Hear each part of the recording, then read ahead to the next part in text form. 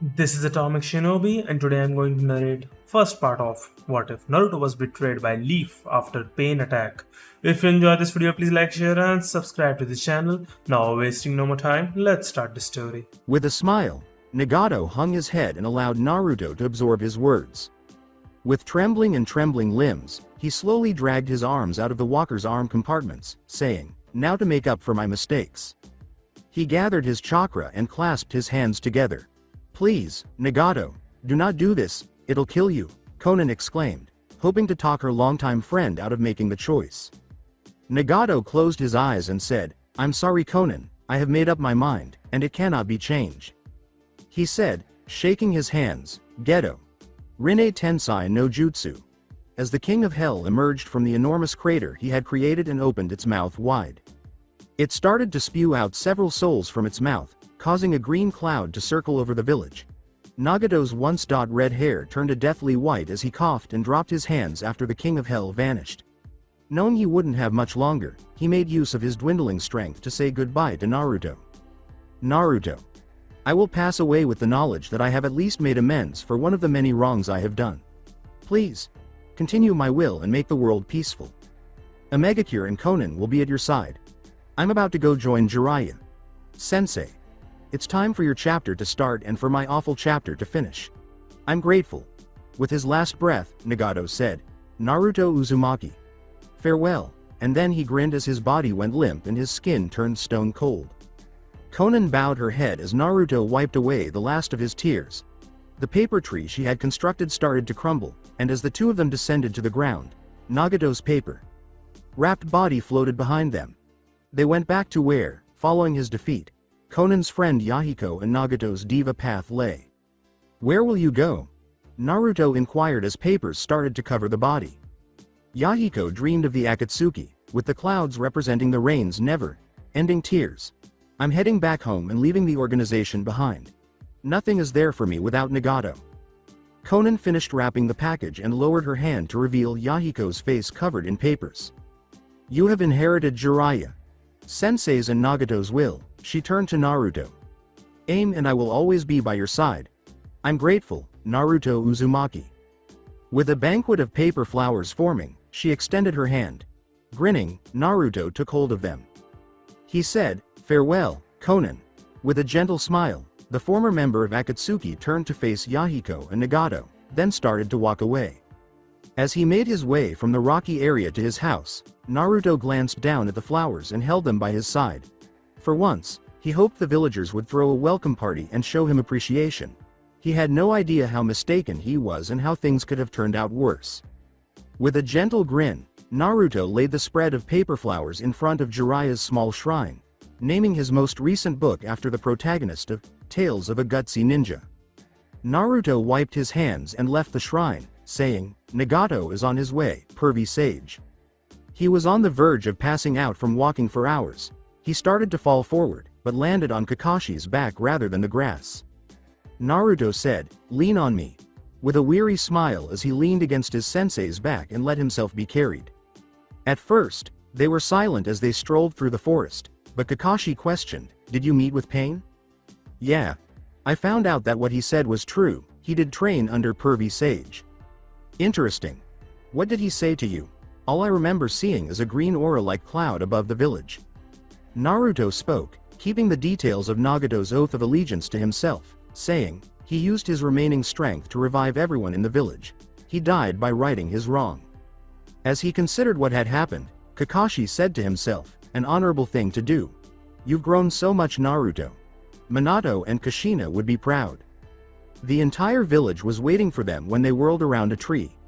Danzo, Kaharu, and Hamura were in the middle of the enormous gathering, with the Konoha Council leading the way. Kaharu said, "Naruto Uzumaki. A pleasure you could return." Kakashi then laid Naruto down as their friends joined them. Kakashi, Yamato, and Guy, who were standing next to him, questioned, "What is the meaning of this?" "We the Council of Konoha have decided that you have become too much of a threat to the village in light of your recent rampage." Naruto's hands formed fists. "Are you kidding me? After all I've done?" Danzo stepped in front of Naruto and said, "You have this night to stay in the village, Then by tomorrow morning you will be required to turn in your headband and leave the village. This is totally uncalled for. He just saved the village and you do this? Where's Tsunade? You have no right. Guy, the one who followed Kakashi, said, we've decided to take this action as a first step to the rebuilding of Konoha, without worry of its destruction once again. Tsunade is out commission as of now due to chakra exhaustion. You can't do this to him. He's only 19. If the Akatsuki captures him. Naruto pushed past Kakashi, and Danzo said coldly, if the Akatsuki captures him, then so be it. That is one less threat to our village. I can't believe this shit. After everything I've done, after the blood, sweat and tears I put down into this village just to be treated like this time again. I'm sick of it. Sakura stopped to grab his wrist, saying, Naruto, but he scowled at her and shrugged it off. Sakura, Kakashi, Guy, and the other members of the Konoha 11 watched him go as he growled, no Sakura, this is the final straw. I'll leave if they don't want me here, if that will please their wise asses. As he moved in the direction of the enormous crater that now occupied the majority of the village, Naruto complained, old self-absorbent bastards. I'm getting tired of this bullshit. Naruto awaited a reply from the Kyuubi, but it never materialized. Amazingly, Naruto was able to locate his apartment building despite the fact that it had been completely destroyed by the massive Shinra Tensei from Nagato's Diva Path. He entered the building, ascended the stairs to his room, and shut it behind him after opening it. He then started cursing loudly and saying that Danzo and the council had wronged him in this way. After everything I've done, he muttered as he tore off his headband and tossed it to the floor. His bed toppled over from the onslaught of rubble. He took a futon and tried to fall asleep after settling himself on the ground. After a few hours, nightfall descended on the village, with residents building houses outside of it, thanks to Yamato and his wood release, to spend the ensuing weeks or months sleeping there. Regaining Konohagakure's strength would take a considerable amount of time. Naruto was annoyed that he was unable to fall asleep while sitting with his face up on the ground, so he was thinking to kill time. The sound of a pebble striking his window interrupted his thoughts. I wonder what would happen if I just left. Go rogue, something. I shouldn't do that to Granny Tsunade. No, Tsunade, Kakashi, Sensei, Sakura and the others. That would make me a target for Akatsuki though because of the Kyuubi.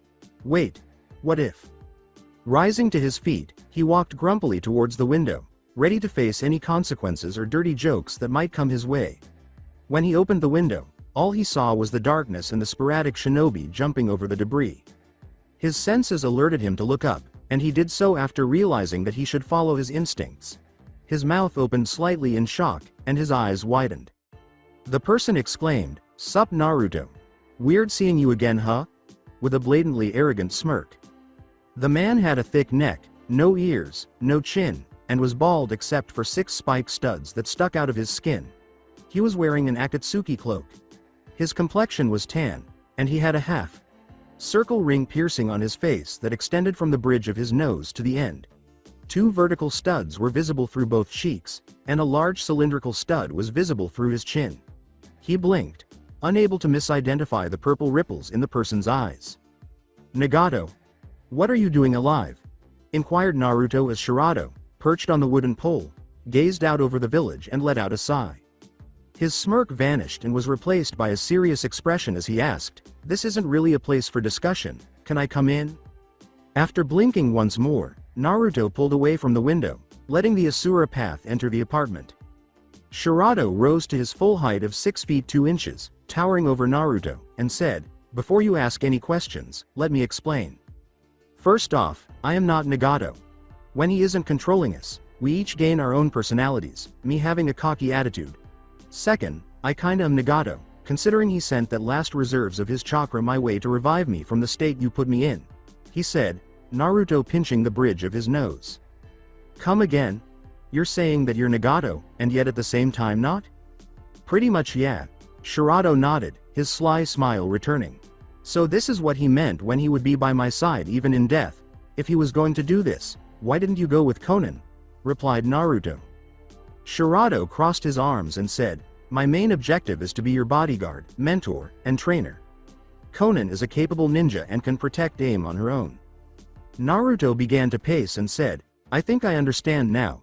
Shirado trailed his gaze after him and inquired, Is something wrong?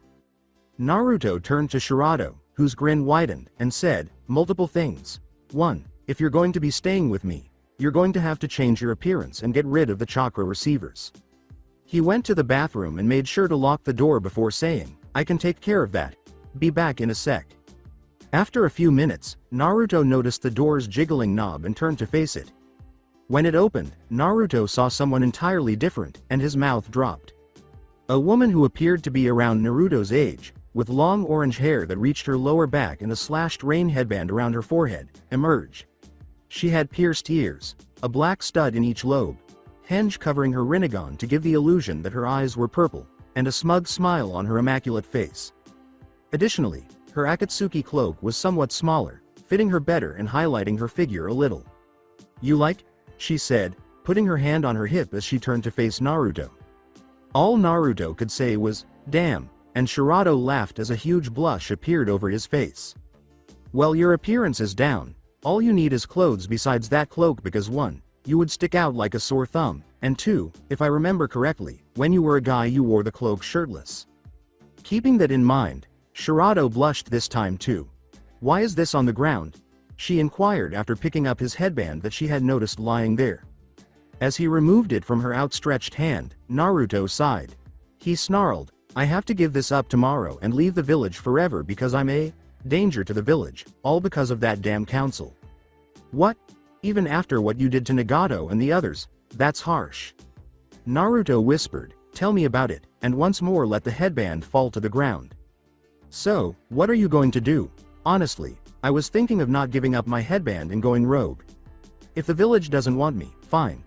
I'm gone then. After all the hate I've gotten, even after all the shit I've had to go through to keep the peace, I'm starting to hate this hellhole. I'm actually glad that Nagato destroyed the village, said Naruto as he turned to look out the window at the nighttime sky. Naruto nodded slowly to Shirado's suggestion, maybe. We could go to a Megacure and meet up with Conan. Since you still don't know what to do, you can figure it out on the way while we train or something. That's a great idea. We'll leave at dawn. I've got some travel cloaks we can wear, replied Naruto. Shirado said, thoughtfully scratching his chin, there's one thing I need to ask. They'll probably recognize my name, so I need a new one. The one you give me I will keep for the remainder of my life. Above his head, Naruto uttered the word, Akayuri. Shirado gave the name a trial run and grinned. As Naruto threw her an extra futon and one of his shirts, she remarked, Akayuri. I like that name. Yeah, that will work. Naruto blushed and said, wear this until we get you some proper clothes. I still feel uncomfortable sleeping with a cough. Girl. Shirado laughed again and turned to unbutton her cloak. Shirado smirked as she saw Naruto quickly turn around as his blush turned a deep red. With her recent transformation, her thoughts had become more feminine than masculine. Such a nice gentleman, she thought to herself. She turned to Naruto and said, you can look now. Shirado was wearing a white shirt and black pants, and because the shirt was a little big, some of her cleavage was visible. With Akayuri's back to him as she lay down next to Naruto on the ground, they slowly fell asleep. Before he was overtaken by darkness, Naruto looked at his headband. Daybreak. Naruto yawned and got up, massaging his eyes, his internal clock ringing. Akayuri was waiting for him, her large hood pulled back, her thick black traveling cloak already on. Naruto hastily put on his cloak and headband after getting dressed. He studied it, then a scowl came over his face as he slashed a deep line through the leaf symbol with a kunai. Naruto tied the headband around his head and let his rage out for once, saying, goodbye Konoha, and good riddance. I'll be back.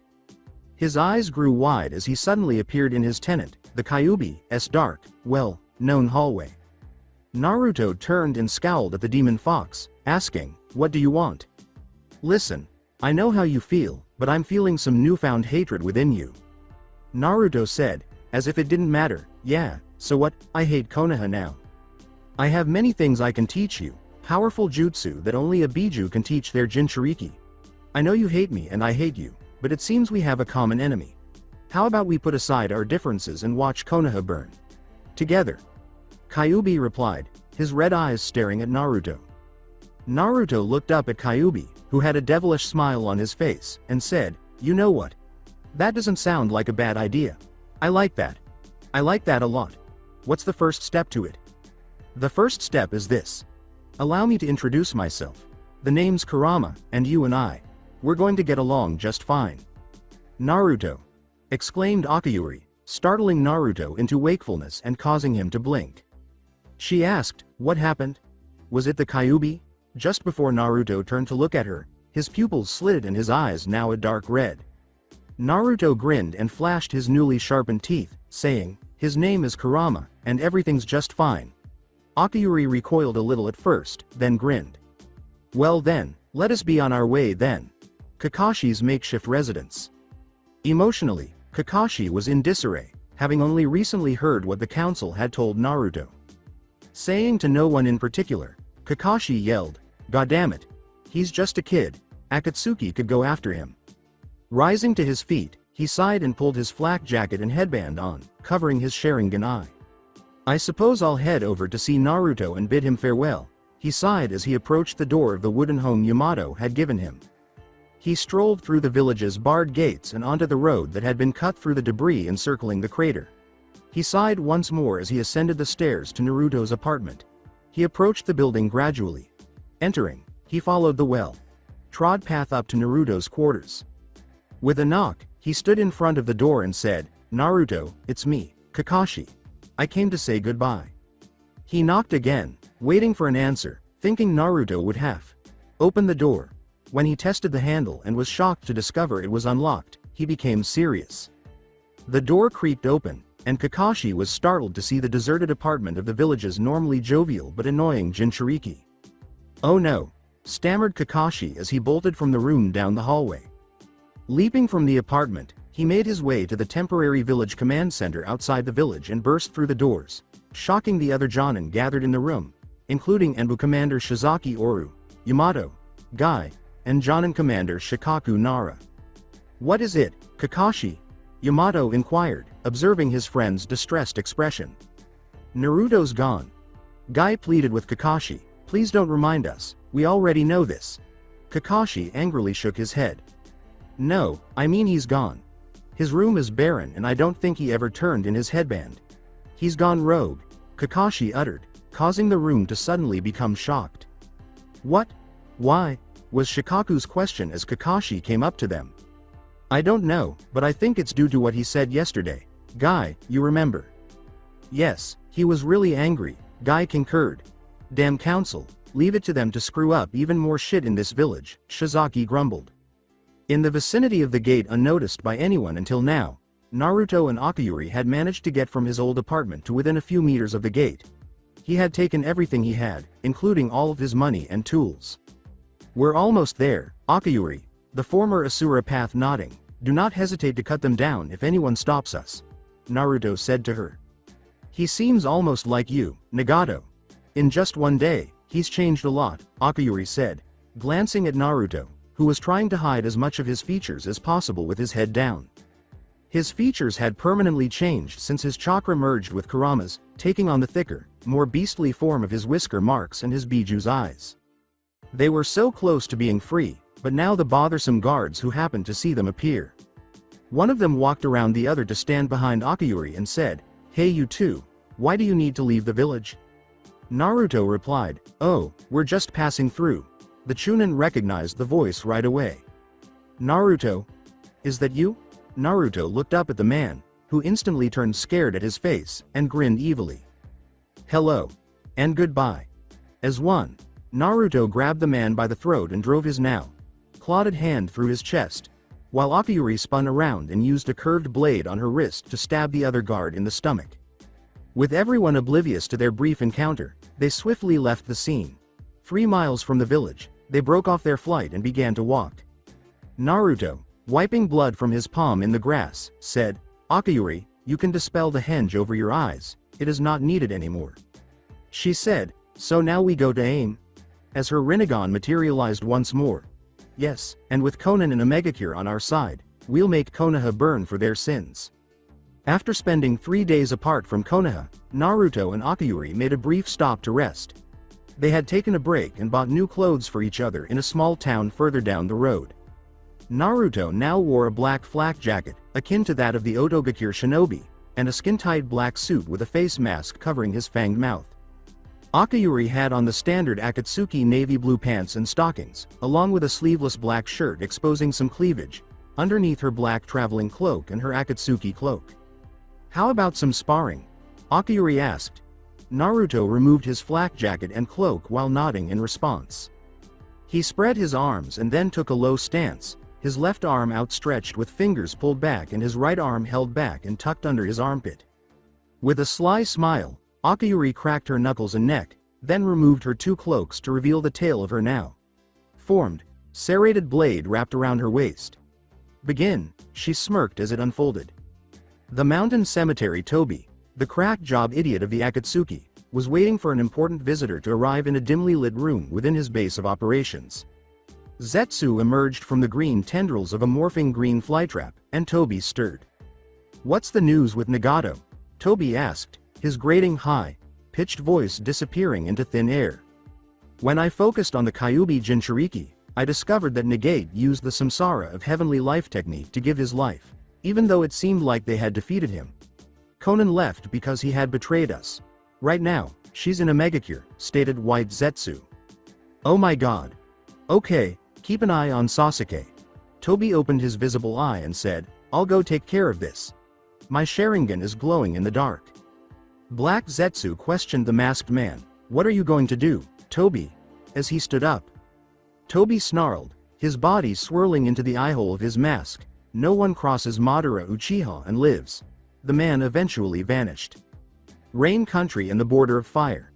Naruto and Akayuri continued their journey to a megacure to meet with Conan after engaging in hours of sparring.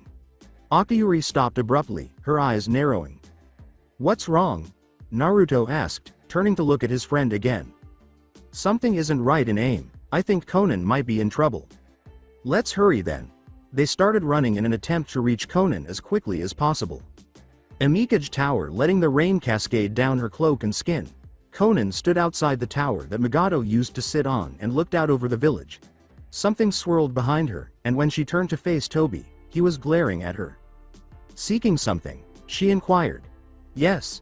Where did you put Nagato's corpse?" Tobi questioned, squinting. As Conan's body split up into a plethora of paper butterflies, she exclaimed, "You won't find him here." Tobi spiraled away, sighed. He resurfaced on a cracked concrete slab rising from a cemetery of destroyed structures submerged under a massive lake. Conan took a glaring stance on a massive pipe across from him. "The Rinnegan," Tobi stated coolly, "it appears you won't comply and tell me where you hid Nagato. I anticipated your appearance in front of me. You've been on my mind." Conan spoke very seriously, "so I could stop you," and Tobi dismissed the threat. "I will not grant you mercy just because you were a former comrade. Traitors are not tolerated by the Akatsuki. Recognize?" Hiss in his voice as he swore at Tobi. Conan snarled back, "Crystal. I would like to know what exactly persuaded you two to turn against me." Conan's face hardened. "You and Nagato both approved of my Eye of the Moon plan," Tobi asked. "If both of you were defeated by Naruto Uzumaki, there was no way around it. However, Nagato gave his life in order to save Naruto by utilizing the samsara of heavenly life technique." Tobi stated, "That jutsu was to be used for my sake," just before he angrily spoke. Still, not even Zetsu could see why Nagato had changed his mind.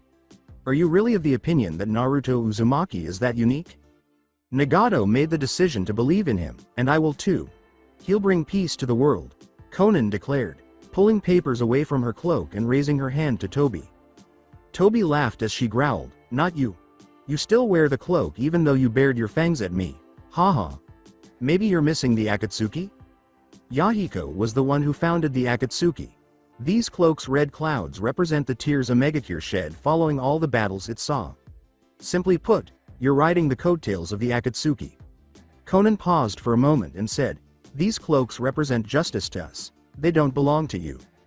And Nagato, an AIM ninja, owned the Rinnegan. You do not own his eyes. His eyes are a treasure to our nation." Conan yelled as several paper shurikens struck Tobi, who chuckled once more as they went straight through him. "He. You're wrong on both counts, my love. You are going to die, so I might as well give you some information." Conan raised an inquiring eyebrow at what he said. Toba's eye widened as he said, "To start, I was the one who inspired Yahiko to create Akatsuki, as the rain kept falling on them. Additionally, he scowled at Conan, lowering his head. Conan's mouth opened slightly in surprise as he confessed, I was the one that gave Nagato the Rinnegan. Really, I'm just reclaiming what was rightfully mine in the first place. Those eyes belong to me alone. Madara Uchiha. Conan shrank back a little as Tobi spoke, causing a chakra flare. You were just an ignorant, foolish little child. But all I have to do is catch you. You're the stupid little girl who knows where Nagato's Rinnegan is hidden. Child, don't undervalue the power of Uchiha's eyes, Madara scoffed. With her paper angel wings unfurling and her paper storm of papers encircling her like a storm, Conan's shock vanished as she shot toward Madara. He thought, she's trying to confine me so I can't get away when I solidify. Smart girl, as the papers began to fly through him. She materialized in front of him, and he acted on it at the precise moment when he was free of papers. With a firm grip on her throat, he sucked her into his eye. You're finished. He was sucking in papers when all of a sudden he noticed explosive tags mixed in. She mixed explosive tags in with her papers. Another smart move. Conan exclaimed, I'll drag you into the next world with me, as the tags all exploded, engulfing the surrounding area in a massive explosion. Conan's memory trip inside a small room were Yahiko, Conan, and other members of the original Akatsuki. Some of them had gauze pads and bandages on their bodies. Conan was standing next to her, and Yahiko was seated next to a table with 2 maps of Rain Country and a Megacure under his arm. Conan, looking concerned, said, More of our members in Sector 7 have fallen. Yahiko sighed. This afternoon, I'm going to conduct some recon. This is becoming a guerrilla war throughout this whole area. We must take action now. With a rainband wrapped around his forehead, a younger Nagato spoke. Nagato, you need to take a nap, Yahiko remarked. You've been exerting yourself excessively. But, stammered Nagato, making Yahiko's expression sterner. Relax, I really do. He stood up and walked out of the room, past Conan, saying, I'll go. Stepping out onto a balcony, Yahiko watched the clouds as it was pouring rain outside. Be careful, Yahiko, Conan said as he emerged from the room through the small opening behind it. You don't need to bid me farewell. Go see how Nagato is doing, Yahiko said, glancing back at Conan. He is the most important person in the Akatsuki team. He is the one who will transform both this nation and the entire globe. You should only be worried about him. However, you are equally significant. Nagato above all, everyone in Akatsuki joined because they genuinely care about you. Conan spoke, and Yahiko averted his eyes from the clouds. Clutching his fists, he declared, Nagato is going to become the bridge that leads us all to true peace. And my job is to be the support that holds up that bridge. Yahiko, Conan uttered as he raised his hands slightly and opened them while glancing up at the sky once more. Our nation is still in tears and going through so much suffering. Though I used to despise it, I now sincerely want to save it. It reminds me of the whiner I used to be. I simply can't stop myself, grinned Yahiko, chuckling a little. Subsequently, he leapt from the balcony's edge while Conan bellowed from behind him. Yahiko. He was out of earshot by that point. She sighed and said, Be careful, but then there was a second voice. Not at all. The real peace bridge is him. As he and the other members stood in the hallway next to Conan, Nagato remarked, His will itself leads us. With his left arm in a sling, one of them declared, We all believe in Yahiko. As he and Conan led the group out of the building after Yahiko, Nagato yelled, Let's go everyone. Flashback ends. Papers and burned ashes drifted to the lake's turbulent surface and scattered across it. A charred remnant of an Akatsuki cloak drifted amidst the paper, a hint of red reflecting in the water next to it. I treated you too casually. You were among the founding members of Akatsuki after all, Madara uttered as he knelt on the water's surface, half of his mask shattered to reveal half of his cheek, a portion of his bandaged forehead, and a narrowed Sharingan eye. The ragged remnants of the black shirt he wore underneath were all that remained after the right side of his cloak, up to his waist, was burnt away. His entire right arm was gone. Paper floated towards Conan, manifesting her body, her head and upper body floating in midair.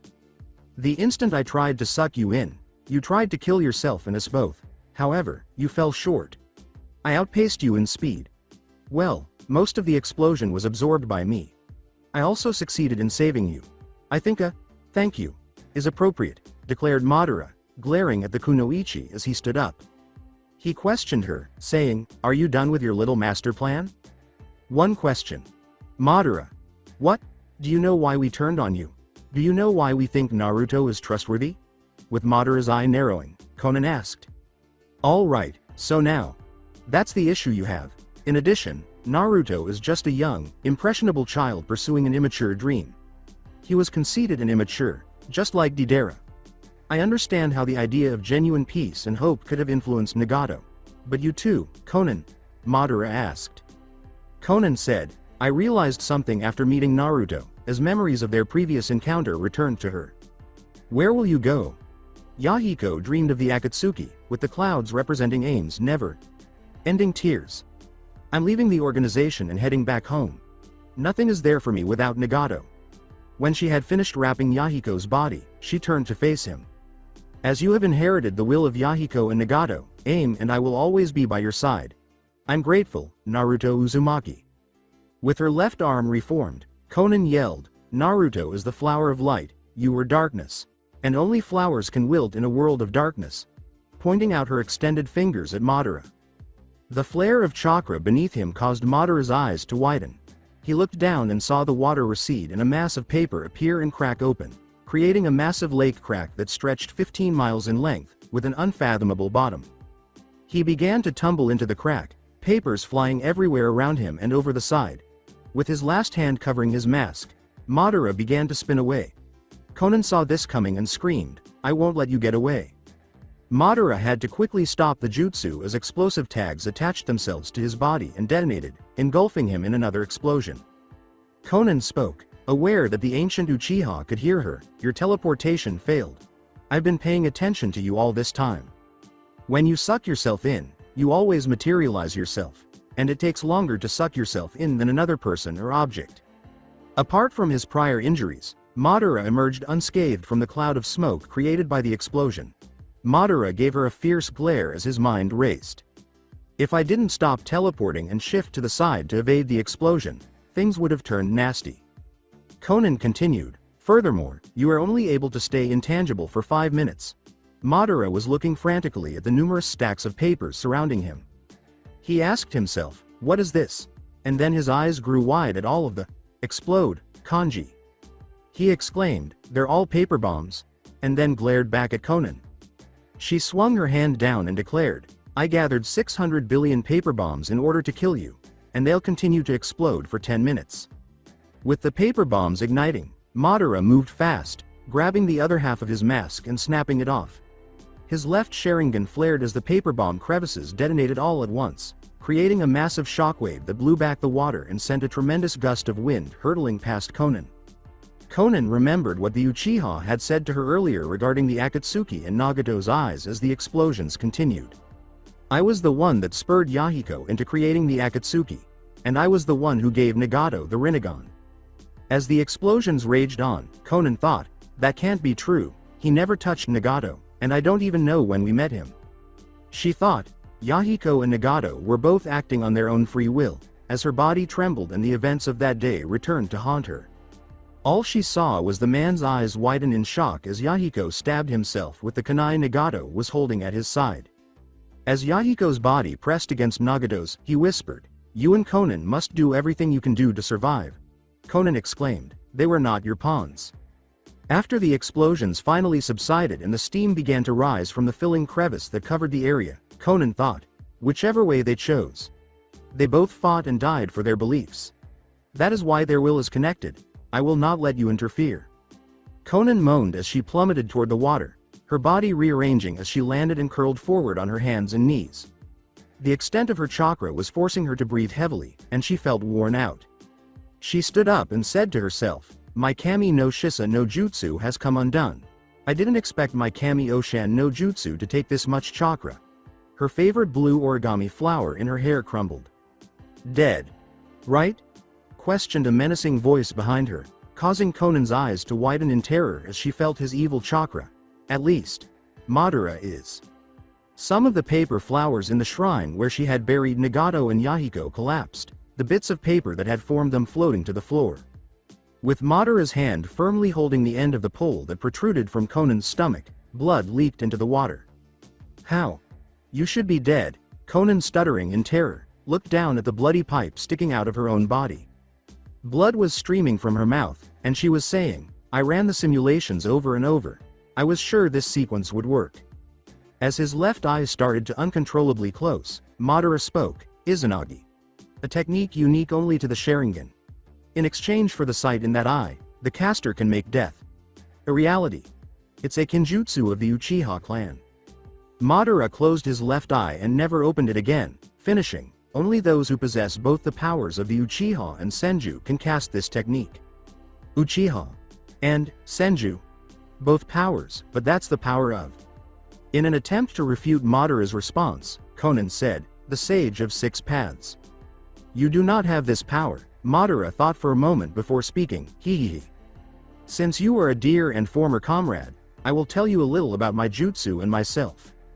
The Izanagi Jutsu is simply the practical application of what you already know as the Sage of Six Paths Banbutsu Soso.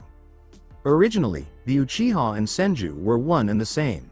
The Sage of Six Paths was their founder, and he passed on his blood and power to these two. He also created many things.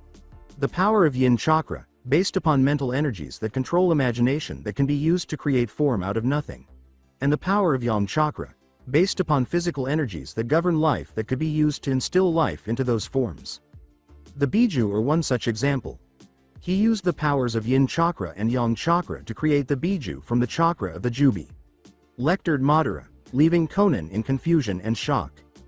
Conan, who was frightened of Madara, asked, just who are you? The incarnation of imagination into life. That is Izanagi. The world knows Madara Uchiha was the one who lost to Hashirama Senju. What is the truth? The victor is the one who can gaze into the future.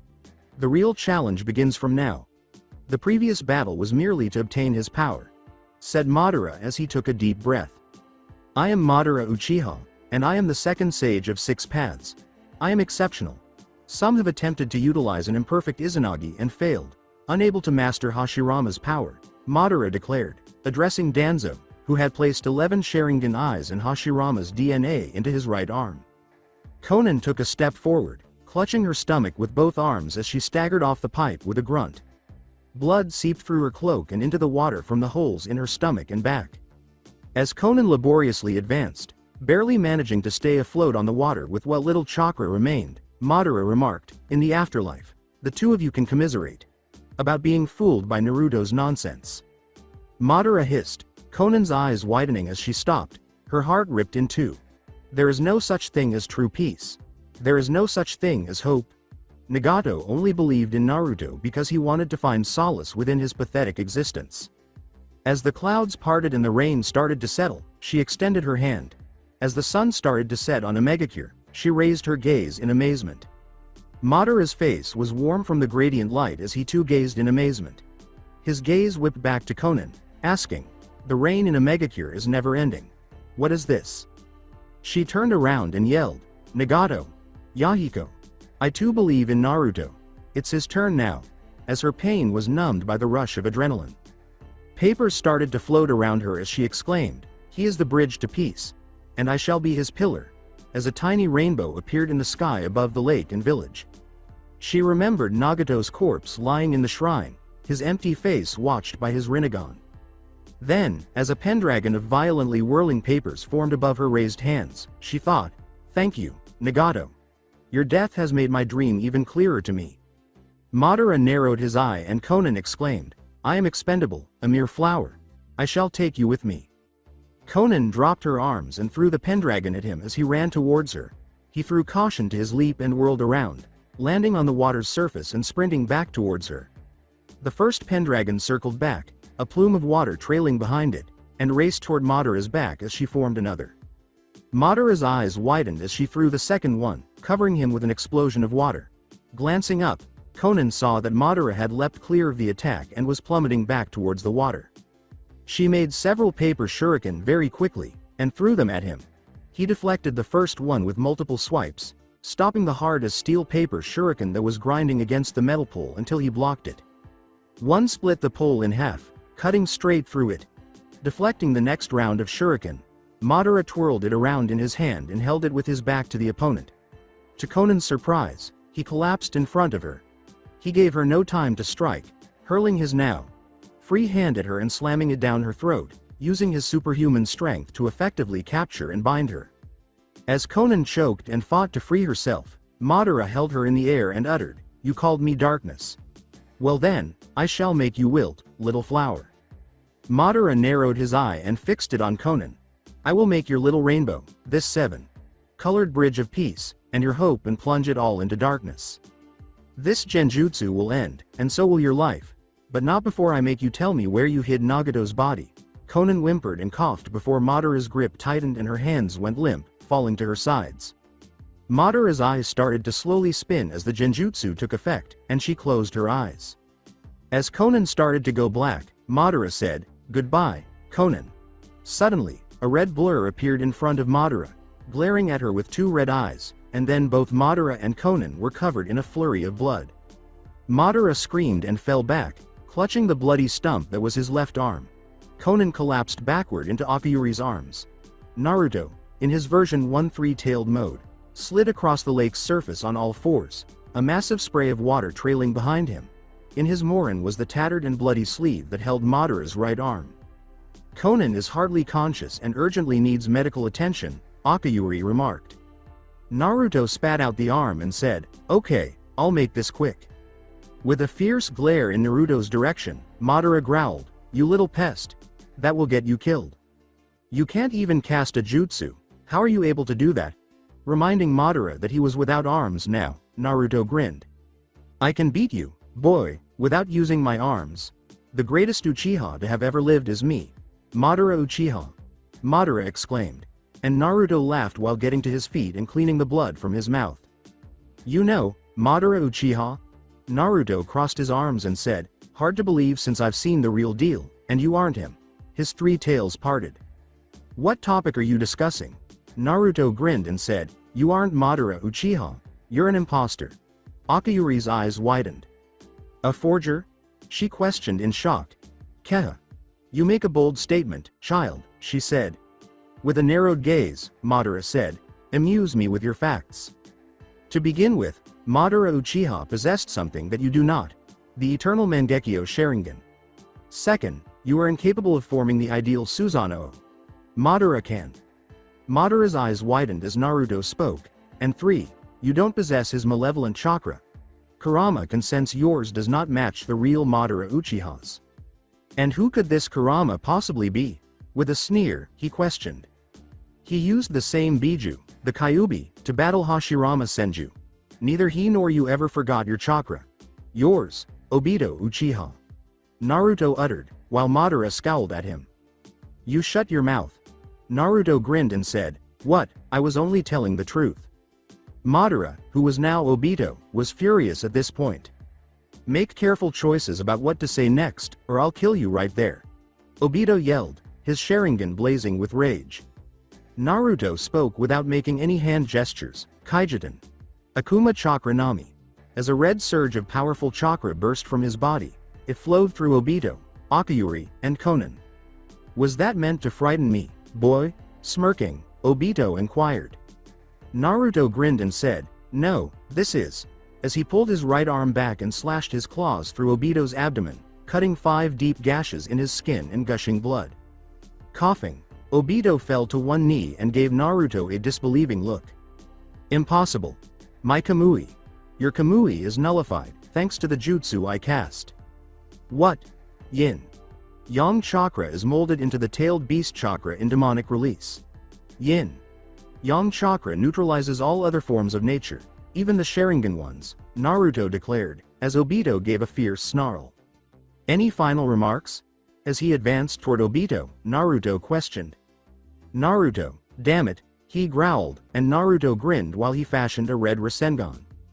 Before shoving the Rasengan into Obito's stomach and causing the man to grunt as the whirling ball of energy tore apart the skin and eventually the bones, he said, "Please, call me Akuma." Naruto tore through Obito's stomach with his arm, flinging his waist and legs backwards as his torso and head fell in front of Akiyuri, causing another explosion of blood. Akayuri turned to face Naruto as the water turned crimson, and as he did, the lust for blood in his eyes vanished in an instant, to be replaced by concern and care. "How are you two doing?" While sprinting in their direction, Akayuri said, "I'm fine, but Conan needs help fast." Naruto nodded and knelt down by Conan.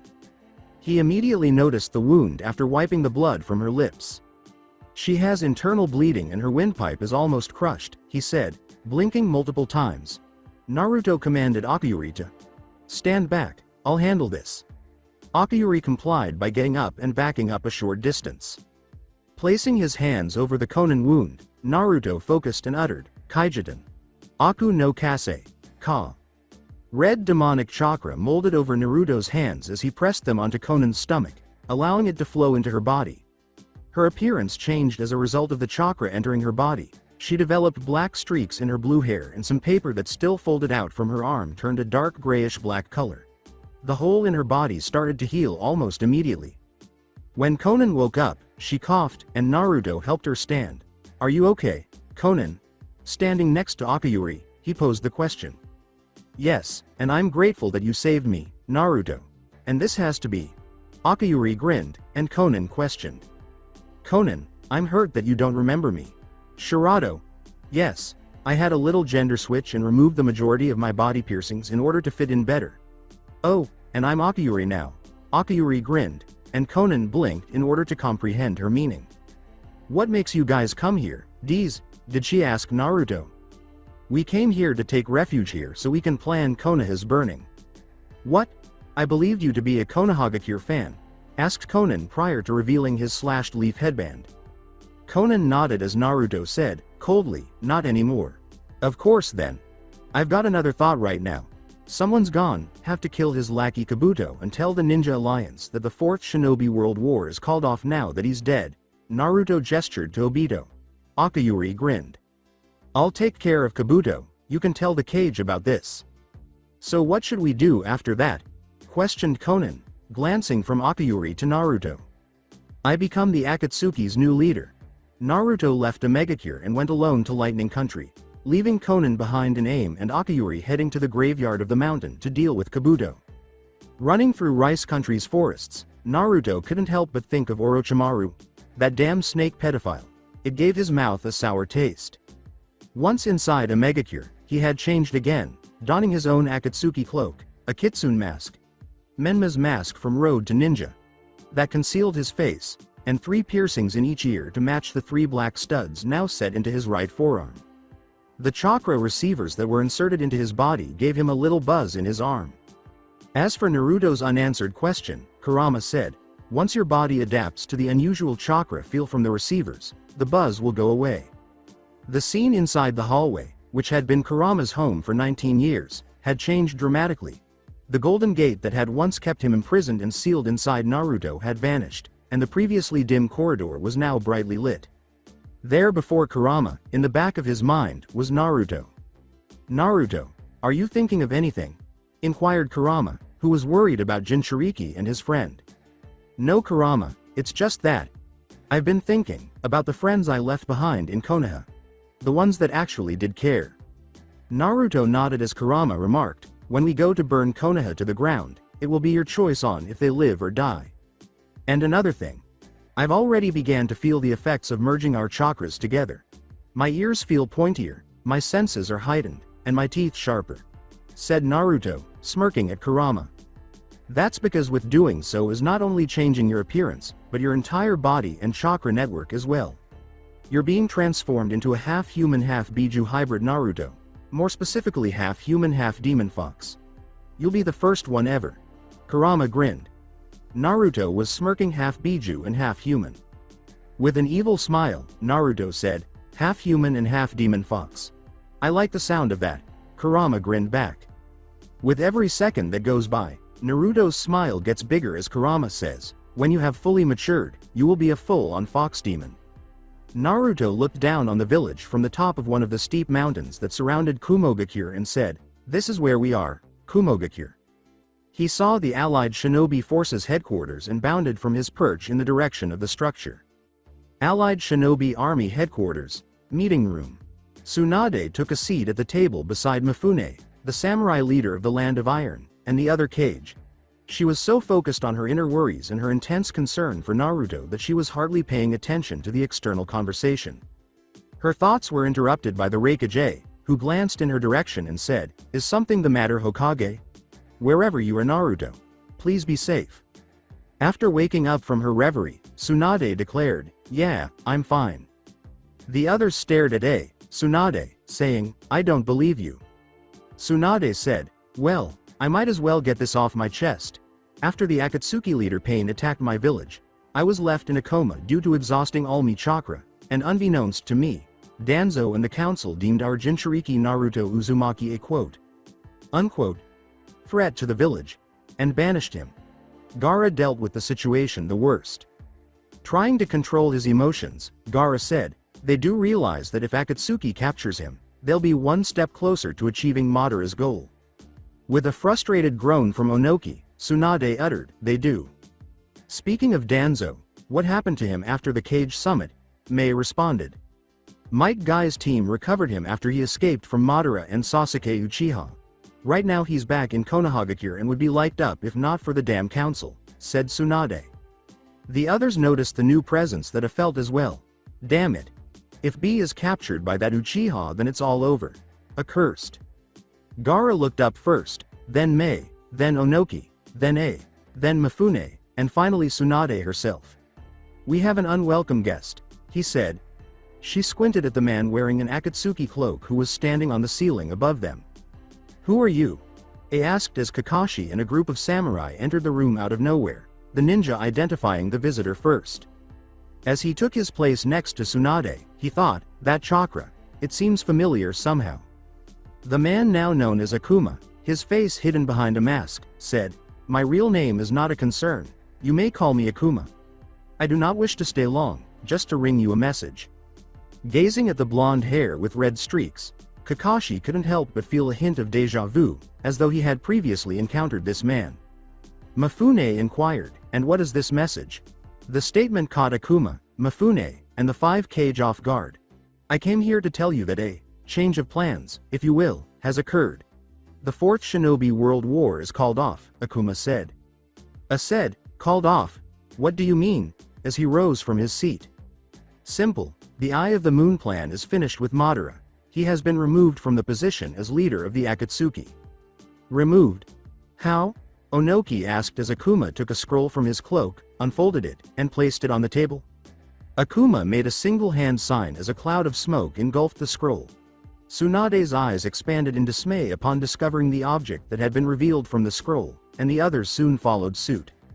The mutilated and bloodied halves of the proposed Madara Uchiha were laid out for everyone to see in the middle of the table. As Kakashi looked at the man and then at the corpse, his heart stopped. He defeated Madara Uchiha? Who is this guy? Kakashi wondered.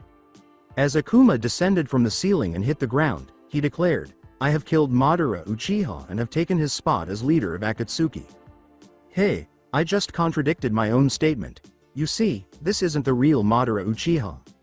The mountain cemetery Akiyuri slid to the base of Madara Uchiha, down the slope of the large crater filled with the rib.age. Like cave entrance. She experienced chakra flare-ups and rumbling beneath her feet as she moved in the direction of the entrance. She smirked, rearing her arm back and cracking her knuckles. "Guess it's time to crash a party." In the nearly total darkness of the cave, Zetsu was running wildly while a dark figure moved alongside him in the shadows.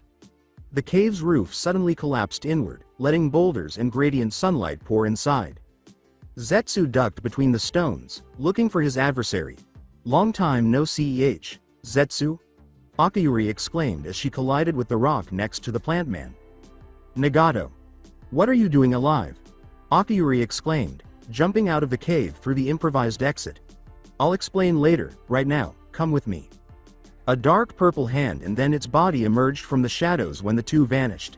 Its body was covered in armor that gave it the appearance of a more sinister Susanoo from Itachi, with the armor's mouth shaped like the beak of a crow.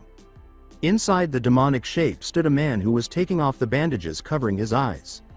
Sasuke thought to himself as he opened his new eyes, the eternal Mangekyo Sharingan, a hybrid of his and Itachi's Mangekyo Sharingans, glowing in the darkness. He may have gotten away, but this was more than enough of a test of my new eyes. He said, now to find that snake Kabuto, as his Susanoo vanished. Akayuri and Zetsu, meanwhile, had sought safety in the Bone Plains located at the northernmost point of the mountain's graveyard. Alright, now that we are settled, Black and White Zetsu sat down on a rock and said, tell us who you are and how you possess the Rinnegan. Akayuri pulled back her right sleeve to reveal her shoulder and grinned, Zetsu, you don't remember me? I'm hurt. Here, let me show you. Immediately, 2 more arms popped out from the shoulder and were waved. White Zetsu exclaimed, so you really are Nagato? I thought you died? Akayuri swiftly shook her head as the 2 arms transformed back into her arm. No, Nagato is truly dead. You see, before he died he transferred the rest of his chakra into me and revived me. The reason why I look different is because everyone pretty much knew who Shirado was, so I became Akayuri. How did you know we were here? I was sent here to take care of Kabuto Yakushi, because he poses a threat to our plans. Whose plans? Akayuri grinned and said, the new leader of Akatsuki. Toba's dead. The 2 Zetsus were utterly stunned. Dead? Tobi? White Zetsu stammered. Impossible, you have no proof. Black Zetsu scoffed, making Akayuri's arrogant smirk grow wider. She pushed, go ahead then, try to find his chakra. Zetsu shrugged as tiny roots appeared from his foot and penetrated the earth, joining the nearby tree's roots. Zetsu's self-assured, smug expression gradually vanished after a few seconds and gave way to horror. Akayuri grinned even more, almost sending Zetsu tumbling off the rock in shock. And I bet you didn't see this coming. The man who killed him was none other than the now rogue Naruto Uzumaki, Jinchuriki of the Kyuubi. Tobi killed. By that boy? White Zetsu questioned, his shock not subsiding. The massive, serrated blade that Akayuri possessed suddenly erupted out of the ground behind Zetsu and stabbed through his chest, sending green blood spurting out of the wound. He ripped his arm off and cut him in half with a Rasengan to the gut. He's changed since the last time you were Tobi, or I should say Obito, saw. He and the Kyuubi have fused their chakras together and are perfectly in sync. No one can stop them, not even Obito could do it. Now, back to the mission, Akayuri said. Black Zetsu snarled, why you? As the chakra receiver metal embedded in the blade caused his chakra to be disrupted, rendering him defenseless in front of Akayuri. Zetsu noticed that the tail had come out from under her cloak when he wasn't looking as she approached him with it emerging from the earth. Her smirk vanished with the wind and was replaced with a deep scowl as she knelt in front of the man and met his gaze. She growled, holding multiple blades to his neck as they protruded from her right wrist. You will tell me where Kabuto is and I'll make your death somewhat less painful. Black Zetsu said, do not tell her. Akayuri grinned as her blade began to pierce Zetsu's skin. As Akayuri's blade began to sever White Zetsu's visible lip, blood trickled from it. Eventually, it dragged out from their head, dividing the 2 Zetsus from one another. Do not give up the informant. Black Zetsu uttered before the sword's sharp tail actually sliced through his neck, causing him to roll his head. White Zetsu turned her head back to face the still, smirky Akayuri, but looked up fearfully. Akayuri gently said, let's try this again, shall we? While adjusting the tail so that its tip remained against his neck. Zetsu squealed, I don't know where he went. Akayuri was not pleased with the response. With each stroke, the sword pressed closer to his neck, drawing blood. Still with that unnervingly sweet voice, Akayuri demanded, I'll ask again, where is Kabuto? White Zetsu yelled, I don't know, I swear, in a panic as more blood started to run down his neck and the sword kept pressing harder against his skin. White Zetsu's lip quivered before he broke, this is the last time I'll ask before you join your other half. Where is Kabuto? Inquired Akayuri once more. Akayuri patted his cheek and smiled. Okay. I planted some spores on him and know where he is. I'll tell you if you let me live, he said. Good boy, now that wasn't so hard, was it? All right, you can tell me. White Zetsu hung his head in shame and said, he's in a cave 30 miles north of here. Good boy. Akayuri uttered one last time before the swift and precise sword cut White Zetsu's head in half, joining Black Zetsu's. When she stood up, her job completed, the blade slithered back into the folds of her cloak. Let's go pay him a visit. Allied Shinobi Forces Headquarters Meeting Room. Kakashi questioned, what do you mean this isn't the real Madara Uchiha? Akuma chuckled and gestured to the mask. Glancing at the blood-stained orange mask of the Uchiha, Kakashi said, "Take off the rest of that mask." He gulped at the empty Sharingan eye that was staring back at him as he slowly reached over with his Han. As he removed the mask, it fell to the ground with a loud noise, causing Kakashi to freeze in place. Tsunade questioned, "Kakashi?" As Kakashi turned to face away from the Uchiha and shook his head in shock. He stammered, staring at the Uchiha's face, "No. No, that can't be, there's no way in hell." There were wrinkles on the left side of his face, extending down to his lips, with a slightly lighter tone than on the right. Kakashi had recognized him right away. Mei asked, her eyes darting from the body to Kakashi, "What's wrong?" "He's right, this isn't Madara." "But," Tsunade questioned, "but what? Who is it, Kakashi?" It's my old friend and teammate, Obito Uchiha," exclaimed Kakashi, as Akuma, naturally concealed behind his mask, watched with a sly expression on his face. Tsunade whispered, "Was he the one?" Kakashi nodded slowly. "As you can see, I tell the truth. Now, to another matter. As a peace offering to the 5 great shinobi villages and the Land of Iron, I hereby relinquish the Biju captured before the war back to you. After this meeting I will send them to you at the end of the week," said Akuma, surprising them once more. Feeling the same way as Kakashi, Gaara narrowed his eyes and asked, "How do we know we can trust you?" With Tsunade trembling, Akuma spoke menacingly, "You have my word. If I meant hostility towards you all, this building would already be ashes along with everyone inside." I made the executive decision, saying, "Very well, Akuma, we agree." Akuma bowed before his body vanished in a column of red fire, saying, "A pleasure." "Did you feel it as well?" Tsunade whispered to Gaara and Kakashi as the Kages and Mifune got up to depart. Gazing at Tsunade, Gaara said, "Yes, it felt as if I had known or met this Akuma figure." Kakashi rubbed his neck and said, "I don't know if I'm delusional or what, but it felt like that man's chakra was exactly like the Kyuubi's." Tsunade glanced at him. "I did as well. We'll discuss this later. Come on, I need some sake." The hiding place of Kabuto with a handful of tiny pebbles in his hand, Kabuto laid out a board on the level stone floor in front of him and chuckled, "Hee. Just a little more and my perfect army will be ready to fight." Anko Mitarashi was lying behind him, bruised and unconscious after Kabuto had caught him trying to infiltrate. Abruptly, the wall was forced inward, sending Kabuto hurtling ahead to avoid the blast. With his eyes wide open, he whipped his head around and saw Akuyuri enter the cave, grinning. As she severed her wrist from her arm and threw it out, several segmented missiles emerged and fired at Kabuto, saying, "Come, air bastard." Kabuto thought frantically as he dodged the missiles, "Who the hell is this?" Abruptly, Akuyuri materialized directly behind him, thrusting her elbow forcefully into his backbone, causing him to accelerate rapidly and crash through a stone column. The still, smirky Akuyuri approached Kabuto and spat blood. He gave her a fierce look, but he faltered when he saw the Rinnegan. As the severed sword tail slithers back out from under her cloak, Akuyuri uttered, "Time for you to die, Kabuto, and join Tobi in hell." Kabuto stood up shakily and started making hand gestures. As Akuyuri suddenly materialized in front of Kabuto and rammed her hand into his throat with the force of an oncoming train, she uttered the words, "Not so fast." The female's sheer strength crushed his windpipe, sending blood flying from his mouth. With the serrated blade piercing his abdomen, she threw him to the ground and held him there.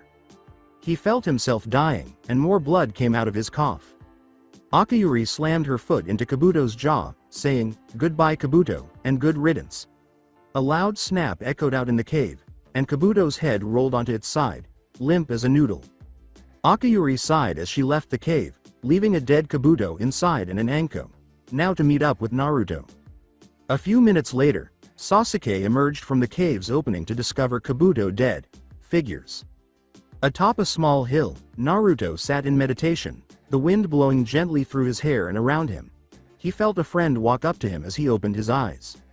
Standing up and turning to face her, he asked, "Was your mission successful, Akuyuri? Kabuto and Toba's sidekick Zetsu are dead. How did yours go?" Naruto started walking alongside the Biju, saying, "Well, at the end of this week, the Biju will return to their respective villages to see if they pass." Akuyuri pondered, "I wonder who will pass and who will fail." The ones who fail will be eradicated, just like Konoha will. Those who pass will be spared. This test will determine their fates.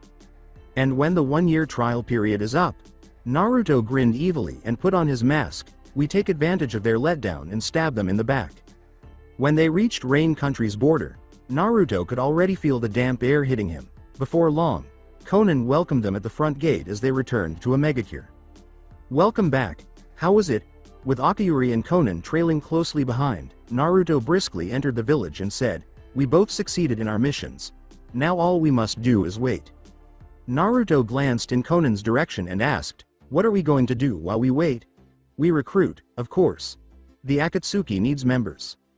The cave that was once Kabuto's grave after Akiyuri left, Sasuke had watched over Kabuto's body for a few hours until his anticipated guests showed up. Suigetsu and Jugo joked, "Sasuke, this is where you've been?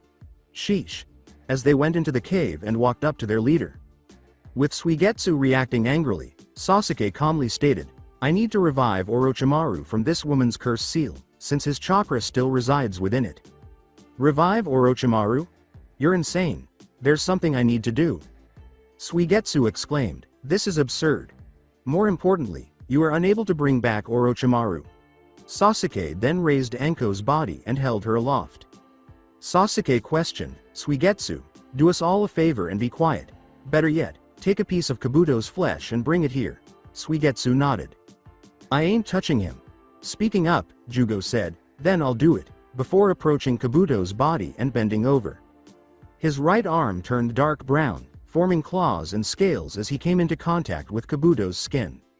Suigetsu begged Jugo not to listen, saying, "So that's how you're gonna play it, huh? You sure about this, Jugo? He's gonna fucking revive Orochimaru." Jugo began severing a piece of Kabuto's flesh, saying, "Sasuke's will is Kimimara's will, so I shall follow him." "And speaking of you, what the hell is that?" exclaimed Suigetsu as Jugo cast a blank stare on him. Jugo carried the chunk of flesh over to Anko and placed it on her neck where the cursed seal was. "The people in my village called it Sage Transformation. That's what my original transformation was called. My copy called it Cursed Seal Transformation." As it began to protrude, Jugo moved aside to stand next to Sasuke. Suigetsu moaned, hiding behind a stone pillar, "Great. I guess we get to go fight in a war then." As the bulge on Anko's neck grew and took on the appearance of a snake's nose. It grew larger until it parted its lips widely, letting a certain figure escape. Once more, Orochimaru emerged from the snake's mouth, his body covered in saliva. Taking a quick look at Sasuke, he grinned and said, "To think that you'd be the person to revive me." The snake released its hold on Anko's neck and fell to the ground, landing on all fours. He straightened up, glancing around at everyone before returning his gaze to Sasuke. "Hello. It's been a while. Hee." Suigetsu stammered as he cowered behind the rock pillar. After turning to face Kabuto's lifeless body, Orochimaru glanced back at Sasuke, saying, "There's something I need you to do, Orochimaru." With a blank expression on Sasuke's face, the snake Sanin said, "I don't need you to explain such a menial fact to me. I've been watching you the entire time from within Anko. My senjutsu chakra was poured into this cursed seal, but as I was split from it, my consciousness also inhabited it." "Then you are aware of the war?" Orochimaru asked, preparing Suigetsu for an answer. "Yes, of course I am. Let me say one thing about that, though," Suigetsu replied. "I have no interest in this war." "What?" With a weary expression, Orochimaru remarked, "I have no interest in fighting in a war that someone else started. I'm even tired of trying to steal your body, Sasuke." Sasuke continued to look at Orochimaru as he produced a purple scroll and extended it. With a serious tone, Orochimaru asked, "What do you want to meet them for?" "I don't know much. I want to hear everything from them." "Everything? You don't need to know that, you're still a child." "No, I'm not. I am no longer a child, I can't afford to be one." Orochimaru questioned, "You're not sure about revenge?" "No, I'm not doting on the revenge itself. Learning about Itachi's mission only added hatred towards Konoha. But the feelings of my brother Itachi, who became a betrayer and died, all to protect the village as a Konoha shinobi." Sasuke replied as he lowered his arm to the opposite. Sasuke inquired, "What was Itachi? Our clan? The village? To no specific person?" Sasuke, Jugo, and Suigetsu alternated between Orochimaru and Sasuke, saying, "I want to know everything, think about it on my own, and make my own answer. So I can stare at what must be done with my eyes and own will." Orochimaru thought as he moved to Kabuto's body, he was manipulated by Itachi. He's far different from when Tobi and I were using him. Suigetsu swiftly leapt from the body and out of the pillar next to it. Still thinking, Orochimaru knelt beside Kabuto and put his hand on his chest, thinking, for some reason, it feels strange. He intends to absorb Kabuto's strength and pursue us, Suigetsu furiously exclaimed, positioning himself behind Sasuke. As Kabuto's body began to normalize, Orochimaru remarked, "The way you are now, it's not bad." Suigetsu exclaimed, "Look, he stole his power," as Jugo let out a frustrated sigh. He pinches the bridge of his nose and says, "Suigetsu. Kabuto was already dead to begin with." Orochimaru turned to walk towards the cave's exit, saying, "Fine, I'll assist you, follow me." "Where?" Orochimaru smirked, "To a place you know well. Come on." Suigetsu nearly passed out as a result. Fuck me life. Omegacure's Pain's Tower. Akayuri and Naruto had followed Conan up to Pain's Tower, the former home of Nagato Uzumaki. Naruto said, "Thank you, Conan." Conan nodded and she walked away in front of a blank wall. "Akayuri, if you will." Reaching the wall, she put her hand up to its face. The wall began to stretch as she directed her chakra into it, creating a hole. The face of the wall had soon given way to a doorway. With a clap on her shoulder, Naruto removed his porcelain mask, which transformed into his demonic chakra before fading into his skin. Naruto grinned at her and took off his face mask, saying, "Thank you." Akayuri was blushing profusely as he entered the dimly lit room, and she hastily followed him inside. Naruto looked around, his red eyes glowing in the darkness. As a ball of red fire ignited in the palm of his hand and shot into the air, he exclaimed, "Kaijitan. Cassie Ferreira." The two of them could see because of the fire's flickering red glow in the space. The 6 pods, where Nagato stored the 6 paths of pain when not in use, were located in this room. Recalling her past, Akayuri uttered, "This was my pod." Grinning, she put her hand on the pod with the kanji character for Asura on it. Glancing at Akayuri, Naruto said, "Nagato would have had to have a place where he could lie alone. A place of study. Do you have any idea where it could be?"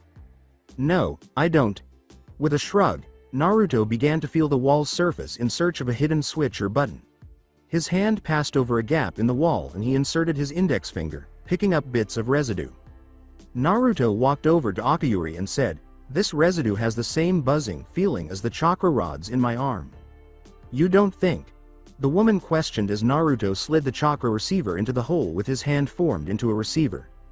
A tiny click was heard by both of them, and Naruto turned to face Akayuri with a sly smile before turning back to face the hole.